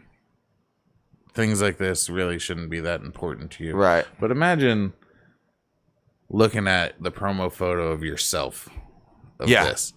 How awesome would that feel? Like, you wake up one morning and your person calls you and you're like, oh, go look at this billboard. It's a billboard for your new show, and you're that. How awesome would I feel like that would be pretty awesome for some people. I feel like she looks awesome here. She does. You look fantastic. And I don't know what that would be like to wake up. And I mean, as an actor, you're used to those kinds of things. Yeah. But to see yourself as a superhero? Yeah. I don't know, man. I mean, if you're into it, because I know there's tons of actors who don't like that stuff. Yeah. But like someone Nathan Fillion is going to, he sees himself say as Hal Jordan and something. He's going to be like, love it. This is amazing. Oh, yeah, 100%. Absolutely. Anyway. So yeah, that's my big concern is how they're going to tie it in with the Crisis and the other shows at this point. I'm not concerned about it because I care more about the Crisis and characters I've already committed to, and not Batwoman. Yeah, I agree. I have a feeling that her role is going to be so small because it's a brand new. But we don't know yet. We have no idea. I mean, we'll know in a few weeks. I mean, Supergirl's role in the first one with her. I guess it was kind of big because she had to come from another universe. Yeah. But like the Legends, I guess they were all kind of big. They're all big roles. I mean, but there were times where some of the characters' roles were very small. True. I agree with that. Yes. So there's definitely times when that was the case. I don't know. We'll see what happens. I mean, they may put her to the side a little bit more. Unless she's just not in the crossover event. But I mean, I believe she is. Anyway, we'll see what happens with that. What are the chances that since Arrow's over, Felicity jumps onto Batwoman and becomes a lesbian interest? Nah, I know, none. Not at all. Not at all. They're definitely keying this up to take over for Arrow. Oh, that's what they want. I know. That's what I'm saying. 100%, they want this to be the next Arrow show. To the point where, like, it was actually kind of funny. I was reading something where the showrunner was talking about the show, and they're like, "Oh, like, we have this one woman who's like, she's kind of the mover who plays all the pawns in because there's a lot of Arrow comparisons." And there's an interview with the head showrunner, this woman of it, and they're like, "Oh yeah," and the mover and the show, and they're talking about her stepmother, because at the end of the second episode, you find out that she's not who she seems, and she's doing all this stuff. And I guess the interviewer kind of calls her out on the fact that it's Moira Queen, like it's the exact same character. She's like, "Oh yeah, so it's Moira Queen then." It's like, "Yeah, well, Well, yeah, it's kind of like that, but it's just like, no, it's just this different show, and it's this really new and inventive thing, and how we're doing. And she's like, yeah, but it's Moira Queen. Like, you're taking the exact same character of Moira Queen from the first 3 seasons of Arrow and just doing that. It's like, yeah, it's just like Moira Queen. It's like, all right, so you're just taking everything Arrow did and redoing, which fine. Fine. I don't care about that, but don't make it out like it's this new and it's this awesome interpretation of a woman doing all this stuff. Like, it's not. It's Arrow redone as a woman. Like, and it's fine. There's nothing wrong with that. My problem with it was the big reveal of her sister being the main villain. I'm hoping that that's a misdirect, especially because we did not get to see her get the DNA. She never got any of the DNA from her to be able to test it. So we technically still don't know if she's telling the truth or not. But I don't know. There's like I'm not. Ruby Rose is like an okay actress. She's not great. It's her first big acting role, so she's not really, and she hasn't had like the chance to like really figure it out yet, I guess, or I feel.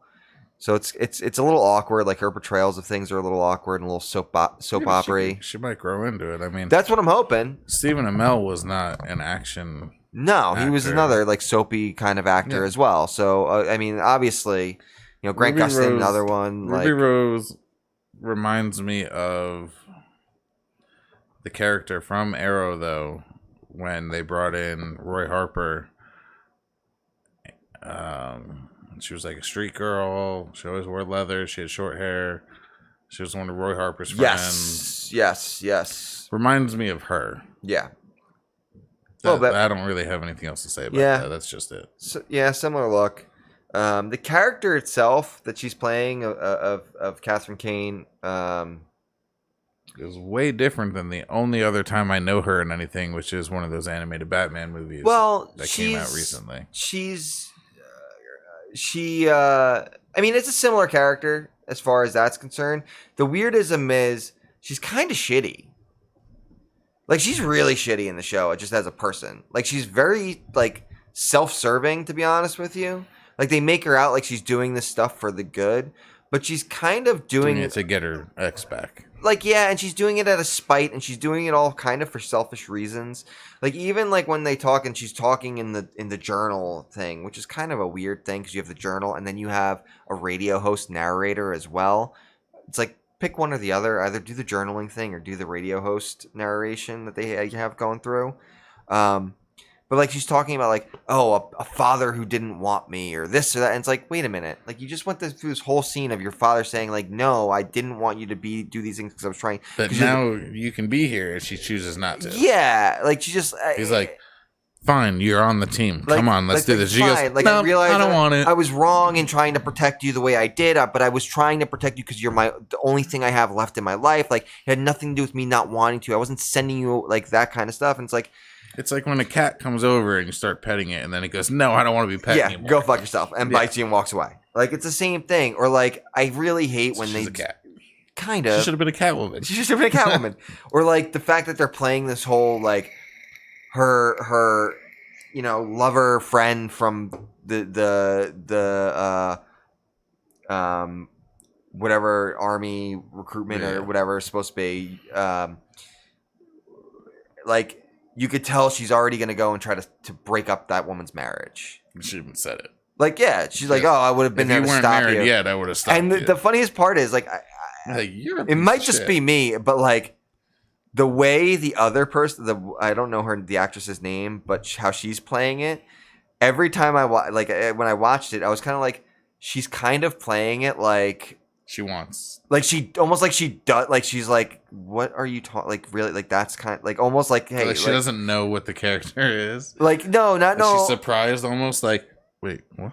Like, no, like playing it almost like, yeah, you're saying these things, but like, you're not listening to the fact that I'm telling you I don't want this. Like, no, like, I'm happy. Like, that almost like, oh, you're going to break up my marriage now. Like, there was a couple of instances where she was almost playing it like, that's kind of like rude. Like, but for me, I don't like those stories at all. I hate when they have those types of stories. And like, the fact that she's just kind of like, oh well, it's just so obvious. Like I'm just gonna break up your marriage. You're not really happy. I'm gonna tell you what is better for you, and you're gonna listen to me because I'm right, because I love you, and I don't care that you're telling me that you don't love me, because I know that you love me back. Like if I did that if I went in there and started doing that in this situation, or if this was a man doing it in that thing, like that's just all hell would get kind of being the man. And I hate it when men do that. World. Yeah, I don't much care for like it either. Stories. But it is. I don't like those stories. It is almost a little bit nice to see it happening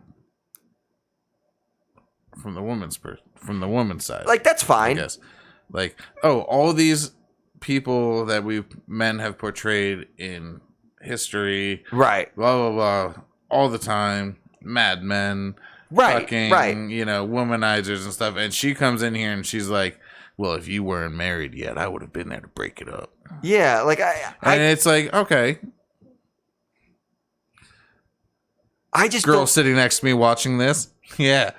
How's it feel?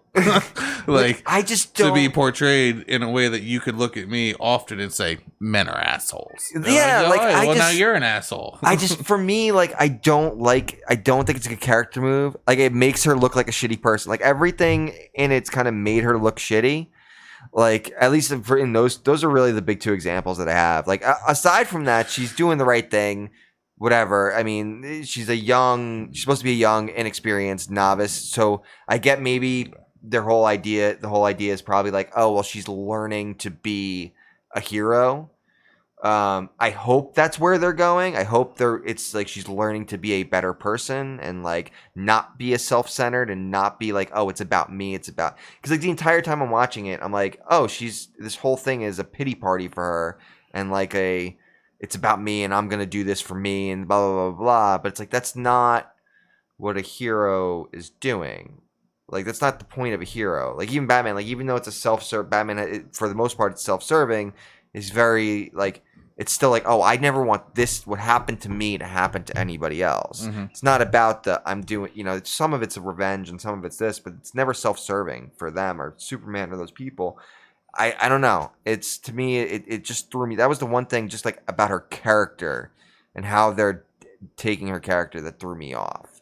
And I just don't like love triangle stories like that where you're breaking up marriages and stuff like that regardless. Because like she could have never came back into her life again and been like, yeah, no, I'm happy. I'm cool. Like, I'm not I'm bisexual. She didn't have to come back. Yeah, like I'm bisexual. I'm good. I'm good with dating a man. Like I'm fine with, like, you know what? So it's like, yeah, and we don't know that. I have no real vested interest in this show other than wanting to see some ass getting kicked. Yeah. But I would just like it to be, like, if it's there, I'd like it to be better. If it turns out awesome, I'm going to be thrilled. I hope it does. If it turns out bad and it doesn't come back for another season, anyone who's going to bitch at me. I'm not invested yet. Like, anyone's going to bitch at me and say I'm like some sort of misogynist or some bullshit, because I'm sure it's the internet. Someone will say that shit. I'm not. I want it to be a good show. Listening. What's that? If no one's listening, not if no one's listening. I'm not. I just want it to be a good show, and I want it to be able to portray honestly a positive role model for women, not a woman who's going out there and just being an asshole and self-serving superhero. Like, when on my superhero shows, I don't want them to be self-serving. Like, it's why, and I don't want them to have those kinds of attitude.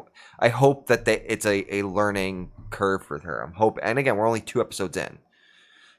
So I'm rooting for this show. I hope it gets better. I hope the story gets better. I hope her character gets better. I think Ruby Rose does have a lot of potential, and I hope. And then you hope you can tell Crystal, "Fuck yourself. This is a good show." Yeah, hope so too. I hope I can do that as well. But I mean, it's a show. I'm gonna continue to watch it because it has piqued my interest. It's gotten me, like I said, it's mediocre. But I am interested in it, and I'm hoping it does better. It's not great. The first 2 episodes haven't been great. I think they did a disservice doing the big reveal of the villain first episode 1.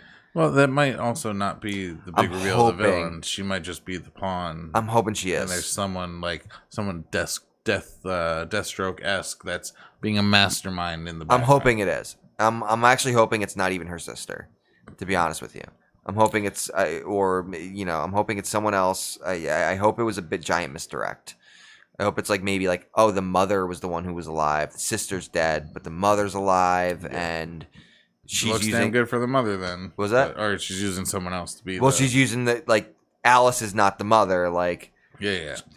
She's the mother's getting fed stuff, but at the same time, I don't know. It's just I don't know. I also don't really care that much until it hits the point where I'm like that interested. Yeah, I'm just gonna let it go where it goes. Yeah. The only thing I have to say is before we wrap this episode up, yes, the costume. So this is, if you go to the other picture, it's the exact same outfit. Exact. With that one and the other one, just without the red. So look at the bat. Look at the red bat. Now go. Oh, shit. Her arms are just not up, so it's not spread. They literally didn't even change the fucking costume. Episode where she finds the Batcave, she is enthralled by Bruce Wayne's bat suit. And they're talking about how, oh my God, he's the Batman. Look, it's his suit. Yeah, it's a perfect suit. It's the perfect suit for her body. Yeah. It has tits and everything. It has breasts right under the bat wings. It's the same cowl. It's just a different angle that she wears. And of course, when she's wearing this outfit, it's meant to be Batman's outfit, not hers. So the cowl makes sense. Yeah. And the suit makes sense, except for the fact that this is a woman's suit. And even still, when you look at it, how thin it is, it's her frame. Yeah, and in the other shot, when you're watching the actual episode and they show it full on, the arms are thin, the legs are thin, the stomach is thin. It's all very thin, and I just don't think that would fit a Bruce Wayne. That might fit Bruce Wayne from the Titans show, but that's not going to fit Bruce Wayne from anything I've ever seen. Because I was telling you before, I watched this on my phone because I was watching it on my breaks at work, and I didn't even realize it, but the one thing I did notice is how small the suit looks. When they first show it, I'm like, that looks really tiny. Yeah, it looks really small, and it doesn't look like it would fit a Bruce. Because when you think of Bruce Wayne, you think big, bulky. Like, maybe you can get away with, like, oh, it's Dick Grayson's suit, because he's supposed to be more like a gymnast, versus Bruce, who's supposed to be just a bulkier guy. But that wouldn't make sense. I mean, they have said that, there is a Robin in this world as well, so that's fine. Which that'll be interesting too, that they're gonna probably bring in a Dick Grayson at some point. Maybe they'll bring in. Well, if they do it better be a Nightwing. It'll be interesting because they have the Titan show, so I'm curious as to what they're gonna do here. Because they mentioned it's clearly different universes, though. So it doesn't matter what they do. It doesn't have to react at all to Titans. Which we should talk about, how there's the weird CW universe and then there's the Titans Doom Patrol universe. That's another time. That's another time. But just an interesting thing. But yeah, I didn't notice this. And then when you mentioned the tits thing, and I was like, holy shit, they really were just that lazy. Breasts.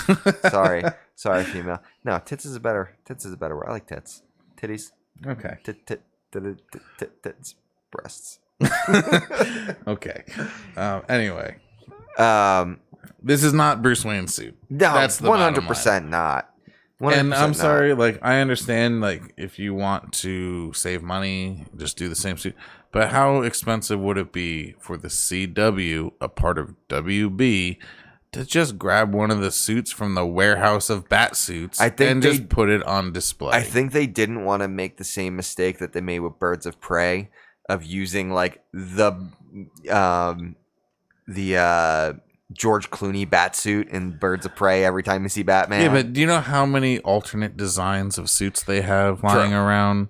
True. They were all made. They weren't just concept art written. They were made to see how they would look on a person. What they should have done. They have so many there's a whole documentary on upkeeping bat suits. They should have just put all the different ones in there. And then just pick. And just even have them, because every time you see the Batcave, you always see all his different versions of the suits. Or you at least see his, Robin, Nightwing, they should have taken a couple versions of the suit and put them up. That would have worked just as well too, and she could have just picked one. Yeah. And then had this one next to it and just been like, yeah, whatever. And that one looks like it's going to fit. And he was younger at this time. Clearly, he wasn't as big and old and whatever. Yeah. But no, it was the only suit. And all of his bat gadgets are silver. That's weird too. They weren't painted yet.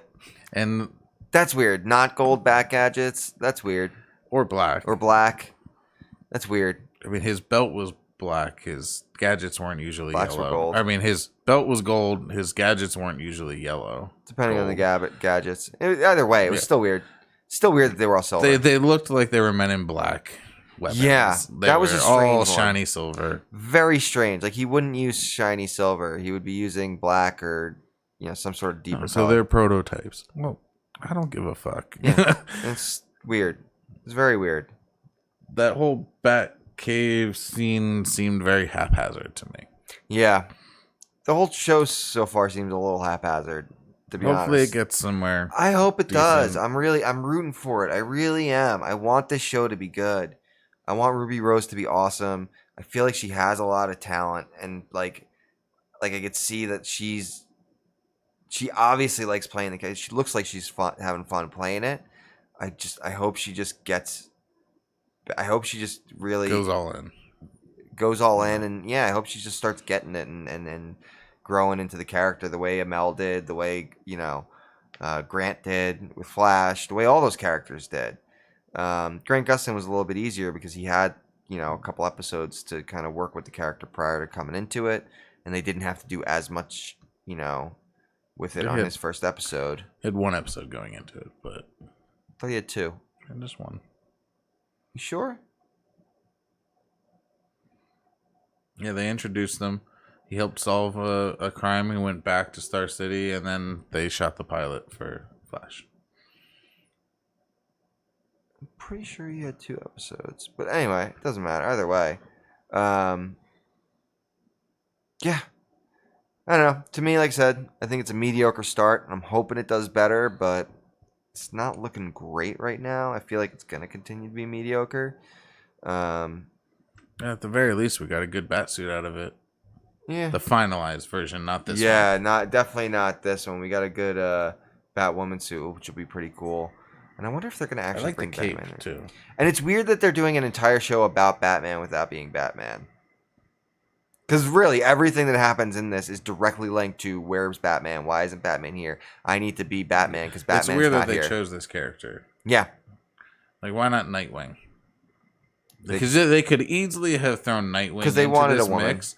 Of course they did. They wanted another show. They could have easily thrown Nightwing in, and that would have explained where Batman is. It's later, blah blah blah, or even, I mean, why even do it a Batman? Like they wanted a Batman show, and they can't do a Batman show at this point. They did so many Batman stories on Arrow. Yeah, well, they can do Batman. They can do a Batman. What are they going to do? I mean, the only things they'd have Scarecrow, Clayface. They'd have a lot of characters, but they wouldn't have any really interesting, other than Joker, like Ra's al Ghul stories. They wouldn't have any Deathstroke stories. Like that's true. You lose out on Deathstroke. Because they took a lot of the Batman mythology and threw it into Oliver Queen because they specifically couldn't make a Batman show. Who knows though? With the Crisis, what happens? We have no idea. It could revert everything. I'm not going to speculate on the Crisis. I'm going to wait till it happens, and I'm going to let myself be pleasantly mind-fucked or straight up disappointed. Yeah. I'm not. I'm trying to look at this. I try to limit myself on the information for Crisis. Yeah, I don't. Other than seeing outfits. If I see something that shows me an outfit, I'm like, I want to see it because I'm interested. But when it comes to the storyline, I do not read the spoilers. I won't read anything about the storyline. I'll see like the cameos of like who the cameos are going to be, which I think they're still holding out on a bunch of them that we don't know about. There has to be. But Arrow's on its last season. Some of the other shows aren't far behind. Yeah. It's not like Arrow's been out for 3 seasons and then the Flash came, so Flash has 3 seasons left. That's not how that works. Right. Unless they have an agreement of how many seasons. But I don't think 3 seasons from now Flash is going to be over. It's going to be over when it's over. Yeah. Whether it's next season is the last season or whatever. So I think he's going to be on it for a while. I do too, but I'm just saying, like, I don't see Arrow being the flagship to leave because it was the first. Like, I see, if anything, Legends is going to be the next to go. And then something else will come in, kind of. Legends is doing pretty well. Not nearly as well, in my opinion, as the other shows. Yeah. I don't know. I haven't started the season yet of Legends, so I don't know. But they are also in a better situation because they only do 12 episodes a year. Or 14 episodes, 13 episodes a year, whatever it is. They only do a half season. They don't do. And Brandon Routh is leaving.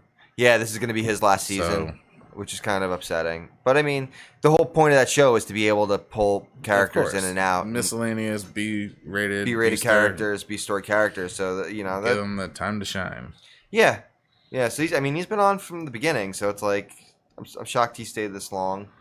To be honest with you, I figured he would have been one to kind of be out sooner. Well, he's another person that loves comics. I think he enjoyed doing it. Yeah, I think that's what it is too. I think he just really enjoys the whole comic book universe and likes all that kind of stuff. I think that's something that we need. Is we tend to get people who play these characters on TV that end up being longtime fans. Yeah. But when it comes to the movies, we always seem to find that they come to defend the character because they researched and did a lot of reading. Yeah. And that's how they came about it. It's like, we don't get Brandon Routh and Nathan Fillion very often. No, you definitely don't. And Nathan Fillion hasn't even had a chance yet to do any of this other than voice acting. Yeah, other than the animated stuff. But like, some people were meant to play these roles not because of how they look or how they sound, but because they happen to be in this industry, but they're just as nerdy as us. Yeah. Yep. Like, that's when you get the Brandon just because you're a rock star, you get best guitarist in the world, doesn't mean that you're not a comic book nerd. Yeah. And that doesn't also mean that you have to be an alcoholic dope user to be a rock star. Like, like there are some people meant for roles, and it has nothing to do with what you look like, I guess. And I'm saying we don't have enough Brandon Rouths and Nathan Fillions in our Alan lives. Tudyk's and guys who love comic books and love that stuff, who are, really coming to bat. Even Ben Affleck, to an extent, he's a comic book guy. Ryan Reynolds, who became a comic book guy, these are all guys who, in one way or other, even if it was later in life, became comic book guys. Even Nicolas Cage, man. We wouldn't have gotten those Ghost Rider movies if he didn't. He is a huge comic book guy. He named his freaking kids after comic book characters. Like, he took his name, Cage, from Luke Cage. Like, he's like, yeah, I loved Luke Cage, and I decided to take my stage name from Luke Cage. Like, that's how deep his comic book goes. Yeah. You know what I mean? And it's not his fault the movies weren't good. Yeah, right? At least the second one was way better than the first, but yeah. Regardless. Anyway. It's wrap up time. Yeah. Been at this for quite a while. A nice long one today. Aren't they? Without making a penis innuendo, aren't they always long ones? Yeah. Yeah, this one's especially long. Anyway. At least it wasn't slender. All right. So we're going to head out. You can hit us up on social medias and whatnot. Well, at least me. On Twitter, Twitch, and Instagram at JohnGuitar87 on all of them. Also my personal YouTube channel. All those will be linked in the description below, as well as our Instagram.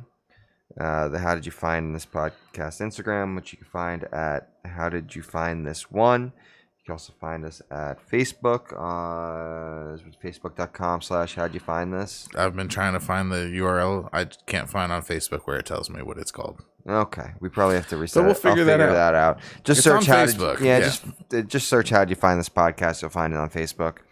Become a fan on there. Like, subscribe, comment. Let us know what you think. Tell us when we're wrong. Tell us when we're right. Tell us when you want us to stop talking. Yeah. But we're still going to do it. Let us know what you guys think about the new Batwoman series and whether or not you're excited for it. If you hate it.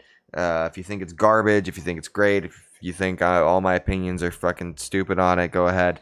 But yeah, we'll see you at the next one. Yeah. And make sure, if you did listen this far, leave a comment about what you would do if you woke up and animals talked to you. Yes. Leave that comment as well. Later.